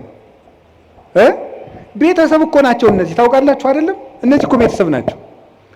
ልብ ደም መርጨት ካቋመች ሳምባ ምን ቁም ነገር አለው? ኦክሲጅን አንድ አቅማዳ ኦክሲጅን ቢሰበስብ ምንም ጥቅም የለውም። ደምን ለማጣራት ነው የሚጠቅመው። ብታቆም ምን ይሆናል? ሳምባ እስቲ ቆይ ትንሽ አረፍ ልበል ቢልስ? ቤተሰብ እኮ ናቸው እነዚህ። ሳምባም ልብም ሁሉም ጊዜ አላቸው። አንዱ ለአንዱ የሚሰራውን ጊዜ ያውቃል። አንዱም ሳምባ ለልብ ጊዜ ይሰጠዋል፣ ጊዜም ለላባ ጊዜ ቦሳ ይሰጠዋል። አንዱ አጣርቶ ይጥልቃል፣ አንዱ ያበለጽጋል። ደሙን በኦክሲጅን ማለት ነው። ያጣራዋል። እንዲሁ ነው። ተጋግዘው እኮ ነው ቤተሰቡ በሰላም የሚኖር። ይሄ እኮ ሰውነታችን ቤተሰብ ነው። አታውቁም? ቤተሰብ እኮ ነው። እዚህ ውስጥ የሚራወጥ ስንት ስራ ነው ያለ። አሁን እግራችን እሾህ ቢወጋው ምንድን ነው የሚያደርጉ? እኔ ጠይቄ ነው ሐኪም አላውቅም። ሐኪሞች እንደነገሩኝ ከሆነ ግን ብሳሳትም ስህተቱ የሐኪሞች ነው ስላልተማርኩት ማለት ነው። ሐኪሞች እንደነገሩኝ ሜሴጅ ትራንስሚተርስ አሉ። ሴል የሚባል ሰራዊት አለ እና እግርህን እሾህ ቢወጋ በዚህ ግዛት በኩል ችግር ደርሶበታል ብለው ተራውጠው ለጭንቅላት የሚነግሩ ሴሎች አሉ። እነዚያ ሁሉ ቤተሰብ ናቸው። ተባብረው ነው የሚኖሩት። የውስጥ ደዌ ስፔሻሊስት ጠይቁ። እንደ ውስጥ እኔ የውጩን ራሱ ልንገራችሁ። የውጩን ራሱ አሁን እኔ ቢያመኝ ምን ያደርጋል መሰላችሁ? ጭንቅላቴ አሁን ይችን ጣቴን ቢያመኝ ጭንቅላቴ ጣቴን እኮ አመማት ይላል፣ ልሂድ ይላል። እግር ደግሞ ይሄዳል መድኃኒት ወዳለበት ይሄድና አፍ ምን ያደርጋል? አሞኛል ምንክን ጣቴን መቼ ሰኞ ጀምሮ ይላል። ጆሮ ደግሞ ምን ይላል? ጠዋት አንድ ማታ አንድ ውሰድ የሚለውን ይሰማል። ከዛ እጅም እንደሚያደርገው መድኃኒቱን ይቀበላል። እጅ መድኃኒቱን ይቀበላል። ከዛ ምን ያደርጋል? አይን ያያል። ክኒን ዋጥቁ ስል ጠጠሩን አብሬ እንዳልወጣው ያያል አይን። ጉሮሮ ይውጣል። እዚያ ወዲያ በምን እንደሚፈጭ ሐኪም እንጠይቃለን። እንዴት እንደሆነ እዚያ እንጠይቃለን። ተባብረው ሰውየውን አቁመው የሚያውሉት እነማን ናቸው? ቤተሰብ በሉ እንጂ ቤተሰብ ነው። ቤተሰብ አቁመው ያውለዋል ይህን ሁሉ። ስለዚህ ለቤተሰቦቻችሁ ጊዜ ሊኖራችሁ ይገባል። ውላችሁ ስትገቡ ስልካችሁን ጥርቅምቅም አድርጋችሁ ልጆቻችሁ ጋር ዝም ብላችሁ አውሩ። ሚስቶቻችሁ ባሎቻችሁ ጋር አውሩ። ቁጭ ብላችሁ ማውራት አለባችሁ። ወሬው ቢረባም ባይረባም ነው። አይ እንደው የእሷን የማይረባ ወሬ ከምሰማ ትንሽ መረጃዎችን ባዳምጥ። አይ መረጃውን ሰምተ ነው እንጂ ሊቅምቶ ነው። እንደው ሳይንቲስት አሁን የኢትዮጵያ ሕዝብ የጦርነት መረጃ ከሰማ ስንት ዓመቱ? አንድ ሰላም ጠብ አላደረጋችሁም። እናንተ ሰምታችሁ የምታመጡት ጠብ የሚል ነገር የለም። እዚህ ውስጥ የታፈኑ ድምፆችን ስሙ። ቤት ውስጥ ነግሬያችኋለሁ። ድመትን በማዳበሪያ በከረጢት ቋጥራችሁ ዝም ብትሏት ትሟጭራለች። ካልወጣች አታርፍም፣ ትሟጭራለች። ሀሳብ ካልተደመጠ ይሟጭራል፣ ከውስጥ ይረብሻል ማለት ነው። ሰው መናገር ይፈልጋል። አሁን ይገርማል እኮ ሰው አሁን የሚፈልገው ማውራት ነው።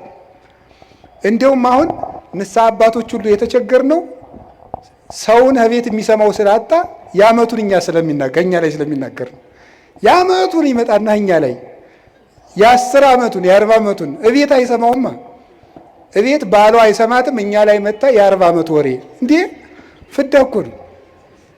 እቤት ሚስቱ አትሰማውም፣ እኛ ላይ መጥቶ ብሎ በቃ አውርዶት የሀብሌ ዝናብ ምንም በቃ ወይ እንደ ቴሌቪዥን በሪሞት አናሳልፈው ነገር በቃ ዝም ብሎ መውረድ ነው በቃ ማለት ነው። ይሄ ሁሉ ችግር የመጣው ምንድን ነው ስትበሉ ቤተሰብ። እስቲ ጊዜ ለቤተሰብ በሉ። ጊዜ ለማን? እኔ ስለ እግዚአብሔር ብላችሁ ለቤተሰብ ጊዜ ስጡ። እግዚአብሔር ጊዜ እንድንሰጥ ይፍቀድልን። ሶስተኛው የምነግራችሁ ጊዜ ለማዳመጥ እስኪ በሉ። አቤት ለማዳመጥ ጊዜ ስጡ። አሁን ብዙ ሰው አይሰማም። እንዲያውም አንዳንድ ጊዜ እኔ እንዲሁ በአማርኛ ልንገራችሁ፣ እንዲሁ በአማርኛ አሁን እኔ ራሴ በግሌ ለምክር ብዙ ምዕመናንን አገኛለሁ። 1 ሰዓት ያወሩኛል። ዝም ብዬ ማለት 1 ሰዓት ያወሩና 10 ደቂቃ መፍትሄ መናገር ሲጀምር ራሳቸውን ማከክ ይጀምራሉ። ታሟል እኮ ሰው በጣም ታሟል። እንዲሁ እናቴ እንዲሁ መናገር ነው የሚፈልገው። በቃ ተናግሮ ብቻ መሄድ። እንዲሁ አንዳንድ ጊዜ 2-3 ሰውም ታዝብ ያውቃሉ። ተናግሮ ምንም መፍትሄ ሳልነግረው እግዚአብሔር ይስጥልኝ አባ ደህና ያዋሉ ብሎ ሄደ። እንዴ እኔ ምን አድርጌለት ነው የሰው የሚመርቀኝ? ለምንድን ነው ስትሉ ሰው የሚናገርበት ሜዳ አጥቷል ማለት ነው። የሚናገርበት ሜዳ አጥቷል። ስለዚህ አዳምጡት እና ማዳመጥ ጀመሩ። እግዚአብሔር ስንት ጆሮ ነው የሰጠን? ንገሩኝ እንጂ ስንት አፍ ነው የሰጠን? እንዴ ይሄ ምን ማለት ነው? ብዙ አዳምጣችሁ ስንት ተናገሩ ነው? 1 ተናገሩ ነው። 2 ስማ 1 ተናገር ነው። እስቲ በሉ 2 ስማ በሉ። እናንተ ደግሞ 100 ማውራት 1 ማዳመጥ። ኧረ 1 ማሰቡ 100 ማውራት ነው። ይሄ የወሬ ሱስ ደግሞ ሰው አሁን እኮ ሁሉም ሰው ቲክቶከር የሆነው እቤት የሚሰማው ስላጣ ነው። እቤት የሚሰማው ስላጣ እዚያ እየወጣ መለፍለፍ፣ ዝም ብሎ ድንችም እየበላ መለፍለፍ፣ በቆሎም እየበላ መለፍለፍ።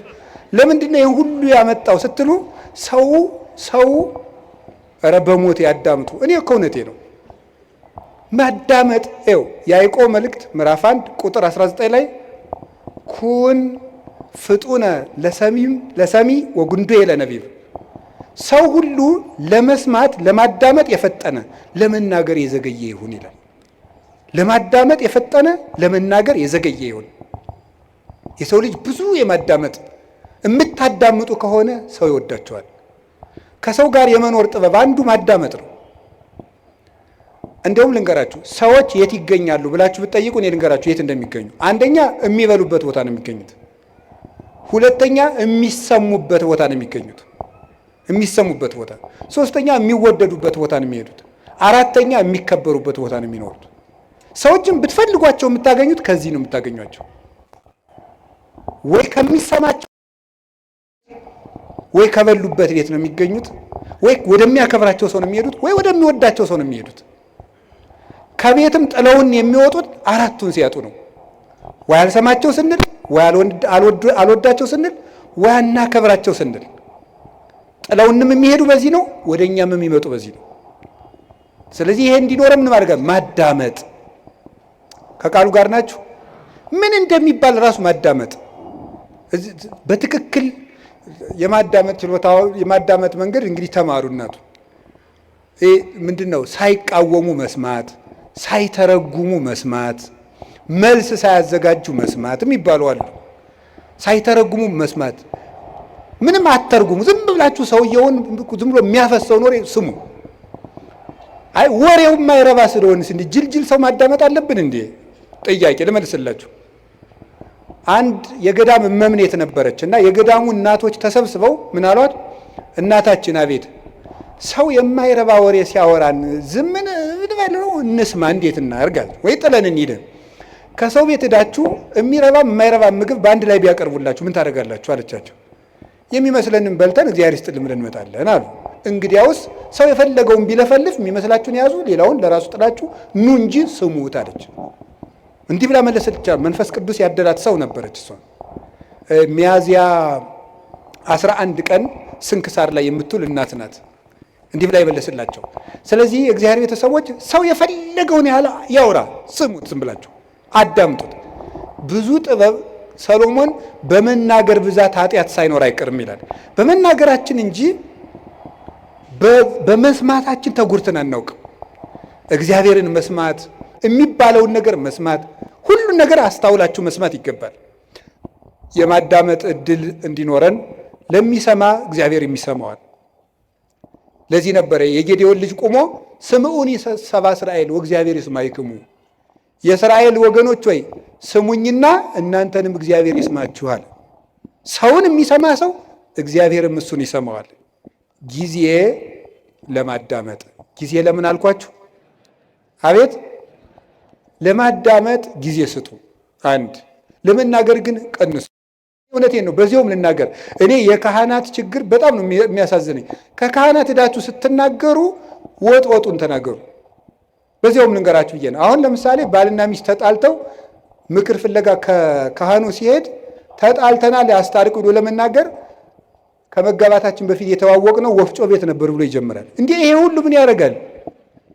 የእውነት እኮ ነው የምነግራችሁ እኮ ይሄ ሁሉ የሚሰራው ስራ አለው የለም። ባለቤቴ ጋር በዚህ ጊዜ ተዋወቅን፣ እንዲህ ብለን ተጋባን፣ ይሄ አጣላን፣ ይሄ እንዲህ ችግር ፈጠረብን፣ 5 ነጥቦች ነው ያሉኝ፣ እባክዎትን መፍትሄ ያንጡልኝ ነው የሚባለው። እንዲህ ነበረ፣ እንደዚህ ያሉ ነበር፣ አጎቷ ፓይለት ናቸው፣ ምን ያደርግልናል? ለኛ አይረባም። መጥኖ መናገር፣ በደንብ ማዳመጥ ከሰው ልጅ ይጠበቃል። ክርስቲያኖች ክርክም ናቸው። የምትናገሩበትን ቦታ ሰው እንዲሰማችሁ ከፈለጋችሁ ወርቁን ልቅም አድርጋችሁ ማቅረብ መልመድ፣ እንደገና ደግሞ ሁሉን ማዳመጥ መልመድ። እግዚአብሔር ለማዳመጥ ጊዜ እንዲኖረን ይርዳን። ብዙ ሰው በጣም ችኩል ነው። በእውነቱ ብዙ ሰው በጣም ችኩል ነው፣ አያዳምጥም። ዝም ብሎ ወግዞ ነው የሚሮጥ። አሁን እዚህ ላይ አንድ ጊዜ ስልጠና ሲሰጥ ምን እንዳለ እንገራችሁ። ስልጠና እየሰጠን ወሬ እንዴት እንደሚዛባ ለማንገር የመጀመሪያው ቦታ ላይ ለተቀመጠው ሰውዬ አርዮስን የረታው የእስክንድሪያው ሊቅ ቅዱስ አትናቴዎስ ይባላል ብለን በጆሮ ነገር ነው። በል እንግዲህ አንተም በጆሮ ነገር ብለን በጆሮ ሲባል የመጨረሻው ሰው እወድሃለሁ የሚል ወሬ መጣ። ለምንድን ነው ሲባል በትክክል አያዳምጥም ማለት ነው። ወይ ወሬ ሰባሪ አለ፣ ወይ ወሬ ሰራቂ አለ፣ ወይ ደግሞ ወሬ የማያዳምጥ አለ ማለት ነው። እና በትክክል ማዳመጥ በትክክል የሚባለውን ነገር ብዙ ሰዎች ከቤተ ክርስቲያን የሚወጡበት ምክንያት በትክክል አያዳምጡ፣ ልብ ሰጥተው አያዳምጡ። ይህንን ነገራችሁ ነው። እና የሰውን ወሬ ደግሞ አለመተርጎም፣ አለማጣመም፣ አለመሰንጠቅ፣ ሌላ ትርጓሜ አለመስጠት፣ ከትናንት ጋር አለማያያዝ፣ ከነገ ጋር አለማያያዝ፣ አሁንን መስማት ማዳመጥ መልመድ አለብን። ጊዜ ለማዳመጥ እስኪ በሉ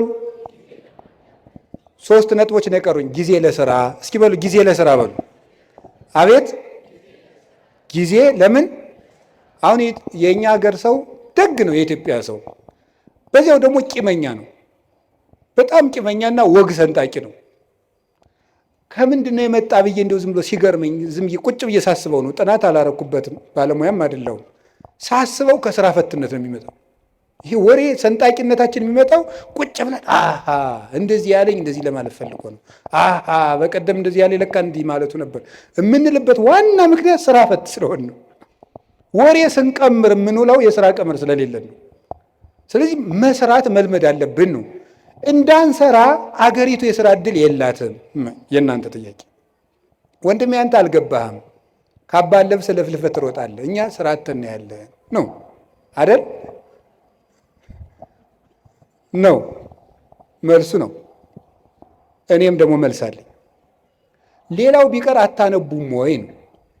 እማታነቡሽ ስራ የለም፣ አልተቀጠራችሁም፣ ንግዱም ሙቷል አላችሁ። ምንም ማለት ለምን አታነቡ? አንድ ሊቀ ጳጳስ አንዱን ሰው አገኙትና ልጄ ለምንድነው የማትማር አሉት። አይ ምን እየበላው ልማር አላቸው። ስትደነቁር ምን እየበላህ ደነቆርክ አሉት። እንዲሁ እኮ ይገርማል እኮ። ለምን አታነቡም? ቁጭ ብላችሁ ዝም ብሎ ወሬ ስትጠቀጥቁ ከምትሉ ቁጭ ብላችሁ እስኪ አንብቡ። እውነቴን እኮ ነው የምነግራችሁ። ተግባር እኮ የሐሳብ ልጅ ነው። ሐሳብ ደግሞ የሚገኘው ይኸውላችሁ፣ እንጨት ሳትሰበስቡ እሳት ማንደድ ትችላላችሁ? ይቻላል? አይቻልም። ሐሳብ ሳይኖርህ ተግባር የት ታመጣለህ? እቅድ የት ታመጣለህ? ስራ የት ታመጣለህ? ከሰው ጋር የመኖር ስልት የት ታመጣለህ? ተግባቦት እንዴ! ልንገራችሁ፣ እኔ ባለፈው አንድ ቦታ ሄጄ ውጭ ሀገር ሄጄ አንድ ቦታ ለጉባኤ ነው የሄድኩት። ዱባይ ስደርስ ኤርፖርቱን አላውቀውም። ያው ኤርፖርቱን አላውቀውም እና ሰዎቹ ዊልቸር ቡክ አድርገውልኝ ነበር። ያው እንደ ዕቃ እየገፉ አቅጣጫ እንዲያሳዩኝ ማለት ነው። እና እዛ ሲሄድ ዝም ብዬ ብዙ እንግሊዘኛ አልችልም፣ ጉድ አፍተርኑን ምናምን እችላለሁ። እና እዚያ ዱባይ ኤርፖርት ውስጥ ያገኘሁትን ሰውዬ በጣም ነው የማመሰግን፣ ረዳኸኝ እንደዚህ። እና እኔ ብዙ ጊዜ አቅጣጫ የማወቅ ችግር አለብኝ አልኩት። እንዲያው ሳስበው ግን ኋላ ጉራ ነው እንዲህ ያልኩት። አቅጣጫ የማወቅ ችግር አለብኝ ስለው ምን አለኝ? አይ መግባባት ከቻልክ ችግር የለውም አለኝ።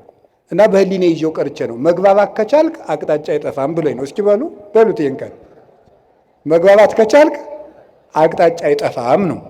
ስለዚህ መግባባት ከቻላችሁ የኑሮ አቅጣጫ አይጠፋም። እንዳትግባቡ ግን አትማሩ። ዝም ብለህ ንግግራችሁ ወልዳፋ ምናምን እንዲህ ትሕትና እኮ ያስፈልገዋል። አነጋገር ካነጋገር ይፈረዳል፣ ካያያዝ ይቀደዳል ነው። ከሰው ጋር እኮ ተግባብተን ለመኖር ራሱ መማር አለብን፣ ማንበብ አለብን። ጊዜ ለስራ እግዚአብሔር 6 ቀን ሰራ፣ 1 ቀን አረፈ። እስኪ በሉ እግዚአብሔር በሉ እስኪ ስንት ቀን አረፈ? ያችም እሱ አርፎ ሳይሆን ለእኛ ብዙ ሰርታችሁ ጥቂት ረፉ ለማለት ነው። መንፈሳዊ ፍቻ አለው። 6 ቀን የተባሉ 6ቱን ቃላተ ወንጌል ፈጽማችሁ 7ኛው መንግሥተ ሰማያት ፍጹም ተወርሳላችሁ። አንድም 6000 ዘመን ሲፈጸም ፍጹም እረፍት ክርስቶስ ይመጣል ነው ሐሳቡ። ግን በቁሙ ግን ስራ መስራት አለባችሁ። ጊዜ ለስራ በሉ። የተቀጠርኩበት ካምፓኒ የለም ካላችሁኝ፣ ማንበብም ስራ ነው። ማንበብ ስራ ነው። ማሰብም ስራ ነው። መራመድም ስራ ነው። እንዴ መጽሐፈ መነኮሳት እኮ ይላል እየሰገድክ ራሱ ዝሙት ካልጠፋልህ ተንቀሳቀስ ይላል። ተንቀሳቀስ፣ ቁጭ አትበል ከቤት ይላል። ተራመድ ብሎ ይነገራል። መራመድ፣ ስራ መስራት፣ መንቀሳቀስ። እንደ በቃ ካቃታችሁ ደግሞ ሩጡ። ራሱ እንዲህ እውነቴን እኮ ነው የምነግራችሁ። ብቻ ገደል እንዳገቡ ናችሁ። ሩጡ፣ ብትሮጡ ይሻላል ቁጭ ብላችሁ መከራችሁን ከምታዩ ማለት ነው። እንዲያው ይባላል ይላሉ እኮ አባቶቻችን። እንደው ዘመን አድርገን ስናገረው ስራ የፈታ አይምሮ የሰይጣን ቤተ ሙከራ ነው ይባላል። ሰይጣን ኃጢአቶችን ቴስት የሚያደርግበት ስራ ፈቱ ላይ ነው እየወሰደ። እንዲያውም ከሚሰራው ሰውዬ እያፈረ የሚመጣው ሰይጣን ሁሉ ወደዚያ ሰውዬ ነው እየሰበሰበ እና የሚሰራውን ሰውዬ የሚፈትነውን ሰይጣን የስራ ፈቱ ሰይጣን እስኪ ዞር ዞር ብዬ ልምጣ ብሎ ቀስቀስ ብሎ እንዲያው ሲሄድ ከስራ የሚሰራው ሰውዬ ጋር የሚታገለውን ሲያገኝ ረዚያ አትልፋ የኔ ስራ ፈታለ ና እንሂድ ብሎ እንደ ድግስ ወደዚያ ዞት የሚሄድ ነው የሚመስለኝ ነው። እሺ እና የምሬን ነው የምነግራችሁ። መጽሐፈ መነኮሳት በእርግጥ ምን ይላል? ከትጉሁ ባይታዊ ጋር የሚታገለውን ሰይጣን እንቅልፋሙ ላይ የነበረው ሰይጣን ይሄድና ናይን የሰነፋለ ብሎ ዞት ይመጣል ይላል። እዚህ ጋር አትልፋ ይለዋል። ያኛው ሌሊት እየጸለየ ቅንድቡን ሲለው ለዚያ እኮ ነው ይውላችሁ ከሚጸልየው ሰውዬ የተሸነፈው ሰይጣን ሁሉ እናንተ ላይ ነው እየመጣ ድብትም ያደርጋችሁ ጫንም ያደርጋችሁ ማለት ነው። ስለዚህ እንደዚያ እንዳያደርጋችሁ ጊዜ ለስራ እውነቴን ልንገራችሁ የኢትዮጵያ ኦርቶዶክስ ተዋሕዶ ቤተክርስቲያን ሆና እንድትቀጥል ከሆነላችሁ ስሩ። ካልሰራን ቤተክርስቲያናችንን በታምር ማስቀጠል አንችልም። ብድግ ብለን ዝም ብለን የኢትዮጵያ ቤተክርስቲያን አትበጠስም በፉከራ ነው እንዲህ አጠፋም። እነ ግሸን እያሉ እነ አክሱም እያሉ እነ ላሊበላ እያሉ እነ ደብረ ሊባኖስ እያሉ ረተው እነ ቅዱስ ቶማስ ራሱ የሰራቸው የህንድ ቤተክርስቲያን ጌታችን ኢየሱስ ክርስቶስ አካሉን በእጁ የዳሰሰው ጌታዬ አምላኬ ብሎ የጠራው ድንግል ማርያም ስታርግ መንገድ ላይ ያገኛት ቶማስ የሰራቸው 8 ቤተክርስቲያኖች ያሉባት ህንድ እኮ 5ቱ በሌላ እጅ ሆነው ዛሬ 3ቱ ብቻ ነው የቀሩት። ታምር ያለው ቤተክርስቲያን ታምር ያላት ሀገር ናት ኢትዮጵያ፣ እግዚአብሔር ሀገር ናት እያሉ በመፈከር አይደለም፣ ስራ መስራት አለብን። ክርስቲያኖች ስራ በቃ ትኩርኩር ብላችሁ ሳትንቁ ስሩ። ከጠፋ አንብቡ። ማንበባችሁ ደግሞ ስራ እንዴት እንደምትሰሩ ያሳያችኋል። ጊዜ ለስራ። እስኪ ጊዜ ለስራ በሉ ንገሩኝ እንጂ እግዚአብሔር ይስጥልኝ። ሌላው ደግሞ ጊዜ ለምን ድገሙ። አቤት ጊዜ ለምን? ጊዜ ለመዳን። እስቲ ጊዜ ለመዳን በሉ። ለምንድን ነው ዛሬ ጊዜ ለምን የሚለውን ርዕስ የመረጥከው ብትሉኝ፣ ዛሬ የማን ጾም ነው? አቤት የነነዌ ጾም ነው። የነነዌ ጾም ስንት ቀን ናት? 3 ቀን ለምን የተጠቀሙ ሰዎች ናቸው? የነነዌ ሰዎች ለመዳን የተጠቀሙ ሰዎች ናቸው። ጊዜ ያያችሁ እንዴት እንደሚጠቅም በስንት ዓመት ያጠራቀሙትን የኃጢአት ግንብ 3 ቀን ተጠቅመው ነው ያፈረሱት ማለት ነው። ጊዜ እንዴት እንደሚጠቅም 3 ቀን እንዴት እንደጠቅም 3 ቀን ሀገር አዳነች። እኛ አሁን 50-60 ዓመት ሀገር ማዳን አቅቶናል። 3 ቀን ግን ሀገር አድኗል። ሀገራችን እንድትድን እኛም እንድንድን ከፈለግን ጊዜውን እንጠቀምበት። ለምን? ለመዳን። የመዳን ቀን ዛሬ ነው። ከዛሬም አሁን ነው አይደል? ሁለተኛ ቆሮንቶስ ምዕራፍ 6 ቁጥር 2 ላይ ወናሁ ዮም ዕለተ አድኅኖ በዕለተ ሪት ሰማዕከ ወዕለተ መድኃኒት ረዳእከ ወናሁ ዮም ዕለተ አድኅኖ። በተመረጠች ዓመት በተመረጠች ቀን እሰማሃለሁ። የመዳን ቀን ዛሬ ናት። ከዛሬም ደግሞ አሁን ነው። ሰይጣን እንዳንድን ድነት ማለት ምን ማለት ነው? በኦርቶዶክሳዊ አስተምሮ መዳን ማለት ከቅጣት ማምለጥ ማለት አይደለም። ምን ማለት ምን ይመስላችኋል? መዳን ማለት ከእግዚአብሔር ጋር መዋሃድ ቲኦሲስ ማለት ነው በግሪኩ። ከእግዚአብሔር ጋር መዋሃድ ሱታፌ አምላክ ከእግዚአብሔር ጋር መኖር ነው መዳን ማለት። ድነት ማለት ይሄ ነው። አሁን አንዳንድ ሰዎች እኔ ድኜ ጨርሻለሁ ይላል። እንዴ ከእግዚአብሔር ጋር መኖር የሚያበቃ ነገር ነው? መዳን ማለት ከእግዚአብሔር ጋር መኖር ነው። ከእግዚአብሔር ጋር መኖር ደግሞ ሁልጊዜ የሚቀጥል ነገር ነው። እግዚአብሔርን የሆነ እንደ ዕቃ የሆነ ተቀብለ ነው በቃ ምን እላለሁ ሁልጊዜ አብረነው ምን ኖረው ነው። ከእግዚአብሔር ጋር መኖርን ጧትም ማታም ጧትም ማታም ጧትም ማታም ለመዳን መጠቀም አለብን። ሰይጣን ምን እንደሚያደርግ ልንገራችሁ።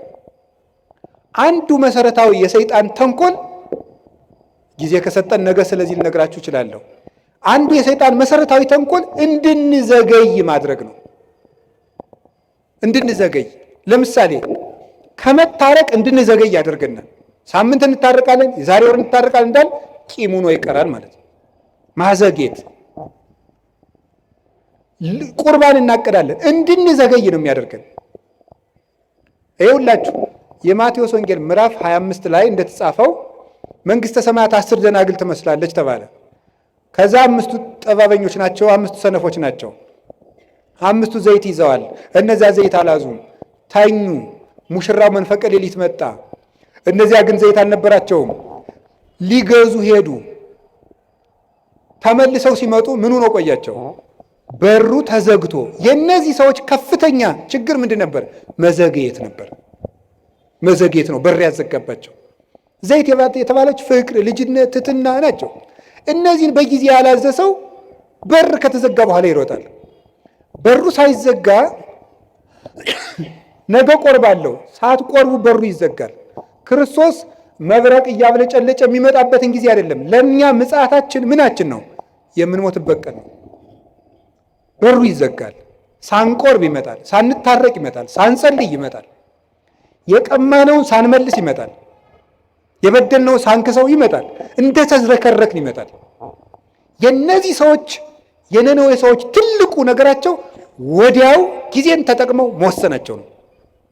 እስከ 3 ቀን ድረስ ነነዌ ትገለበጣለች አለ።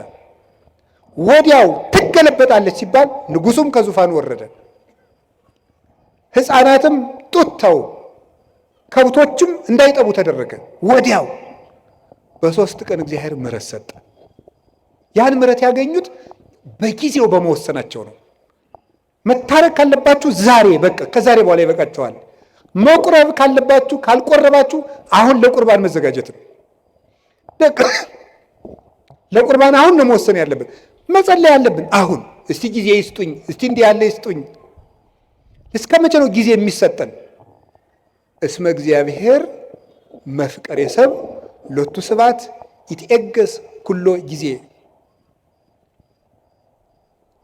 በልብ መታሰቡ በቃል መነገሩ ስሙ ከፍ ከፍ ይበልና ሰውን የሚወድ እግዚአብሔር ዘመን አስፍቶ ወራት አብዝቶ ለንስሐ ይሰጣል ይላል ቅዱስ ዮሐንስ እስክንድርያ ሃይማኖተ አበው ምዕራፍ 52 ቁጥር 26 ላይ ሲናገር ወራት አስፍቶ የሰጠን ለንስሐ ነው፣ ለመዳን የሰጠን እንጂ እንጨቃጭቅበት አይደለም።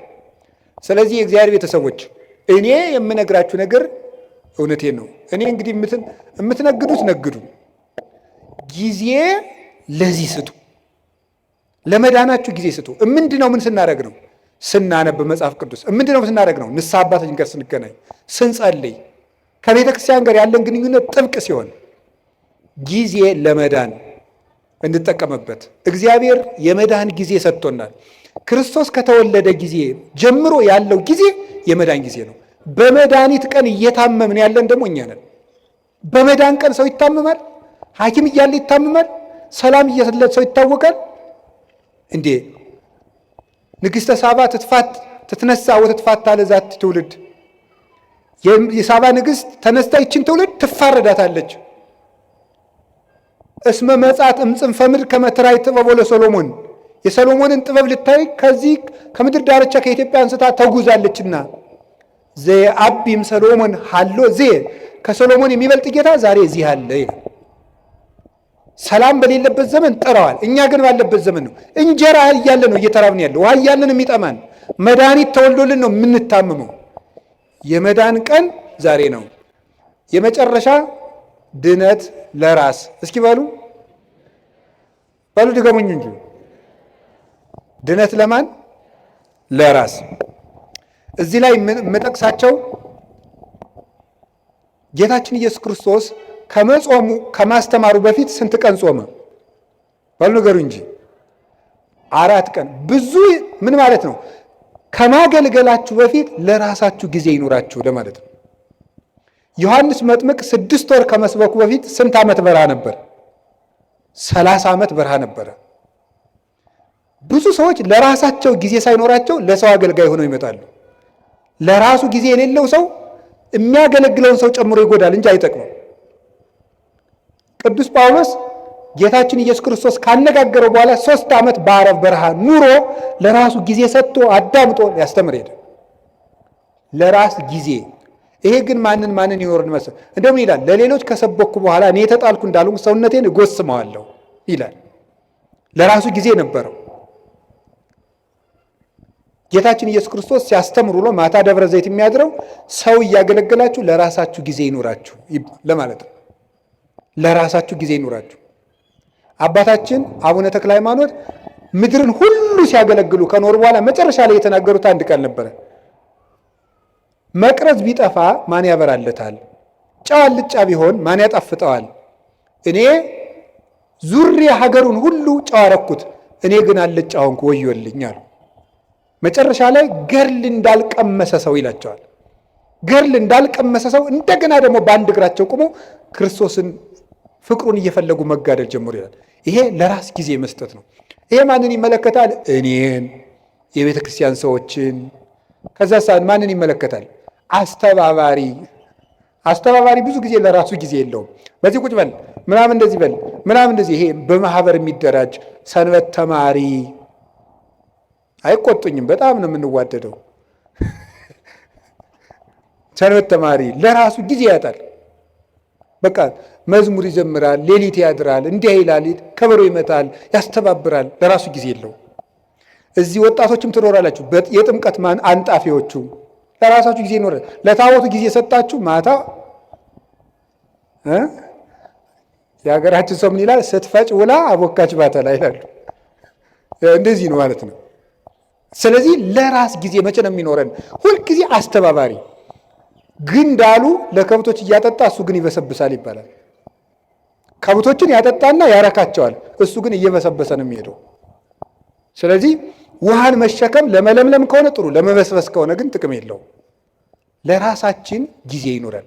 ጌታ ለሐዋርያት ያላቸው እንዲህ ነበር፣ ለራሳችሁ ተጠንቀቁ፣ ለራሳችሁ እቀቡ ርእሰክሙ ኢታክብዱ ልበክሙ፣ ለራሳችሁ ተጠንቀቁ፣ ልቡናችሁን በመብል በመጠጥ በመቀማጠል አታክብዱት፣ ለራሳችሁ ጊዜ ስጡ ነው ያላቸው።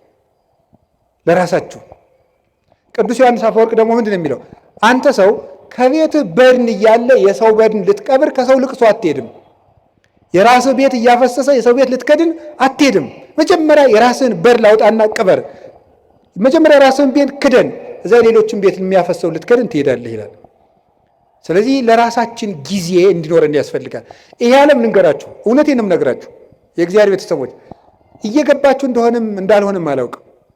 ወይ በጊዜም ይገባችኋል። ጨርሻለሁ፣ መጨረሻዬ ነው። አሁን የምንኖርበት ዓለም የ21ኛው ክፍለ ዘመን ወደፊትም የሚመጣው ዓለም ምንድን ነው የሚያደርገን ካላችሁኝ፣ ለራሳችን ጊዜ እንዳይኖረን ነው የሚያደርገን። ጊዜ እንዳይኖራችሁ ያደርጋል። ሌላው ቀርቶ እየተሳሳታችሁ እንደሆነ እንዳይገባችሁ ጭምር ነው የሚያደርገው። የምታስቡበትን ጊዜ ነው የሚያሳጣችሁ። እንዲሁ መቼ ነው ስሉ የምታስቡት? ለመሆኑ ታስባላችሁ? ልንገራችሁ አንድ ነገር ማለት ነው። እንዲያውም አነብላችሁ ነበረ። እኔ ያው እንደናንተ ስልክ እጠቀማለሁ። ይሄ ሰፊ ስልክ መጽሐፍም አለው ስልኬ። እና አንድ ሰው ምን አለኝ፣ ኤአይ የሚባል መታልና ይጠቅመዎታል አንዳንድ ጥያቄ ቢጠይቁት አለኝ። እሺ ብዬ የሆነ ቀን የሆነ ጥያቄ ጠየቅኩትና ማብራሪያ ሰጠኝ። አላ የሰጠውን ማብራሪያ ኮፒ ፔስት አድርጌ ኖት ቡክ ላይ ገለበጥኩና ተመልሼ ፕሊስ ዲፋይን ኢት ኢን ዲቴል አልኩት ብየዋለሁ። የለም የላይኛው ኖት ምኑን አይለኝም።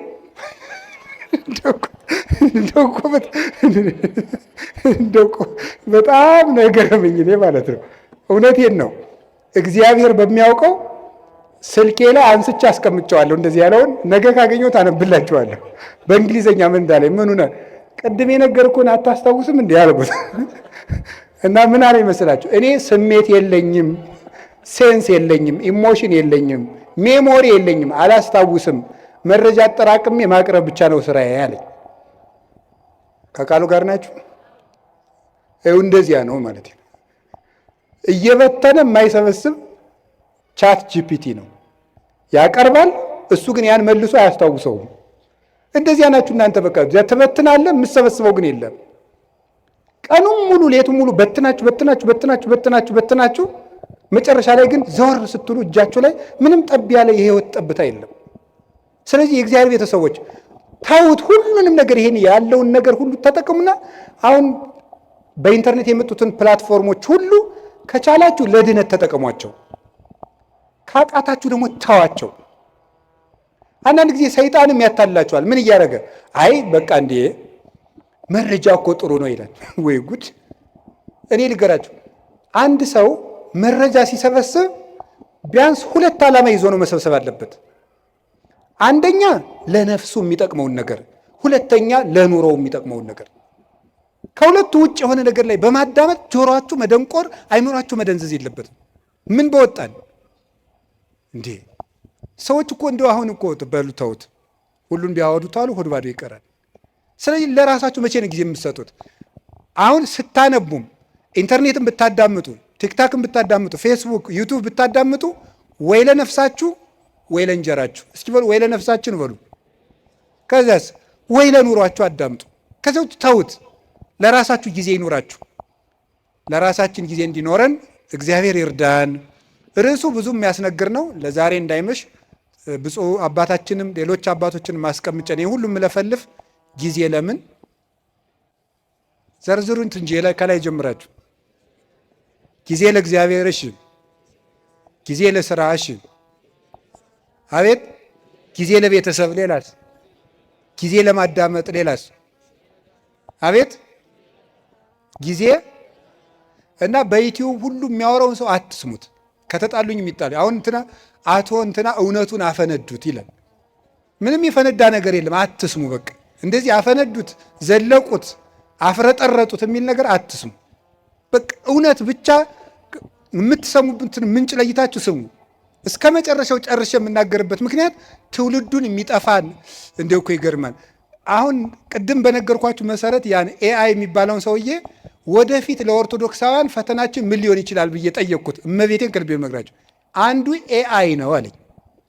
ከልቤ እኮ ነው የምነግራችሁ ማለት ነው። አንዱ የኦርቶዶክሳውያን ፈተና ኤአይ ነው ብሎ ራሱ አልነገረኝም። ገርሞኛል ይህ ሰውዬ ብዬ። ኤአይ ሰውዬ አይደለም ደንቆሮ ነው እንዲያባ እንዳትሉ። ስለዚህ አሁን የምነግራችሁ ነገር የእግዚአብሔር ቤተሰቦች ለጊዜ ለቤተሰብ ጊዜ ለማዳመጥ የሚረባችሁን አዳምጡ፣ የማይረባችሁን ተውት። ቀጥሎስ ጊዜ ለመዳን በሉ። ለመዳን ጊዜ እንዲኖረን ደግሞ መጨረሻ ላይ ጊዜ ለማን? ጊዜ ለራስ። እግዚአብሔር ጊዜ ይስጠን። ጊዜ የሰጠን እግዚአብሔር ክብር ምስጋና ይግባው። ወስብሐት ለእግዚአብሔር። ይቆየን።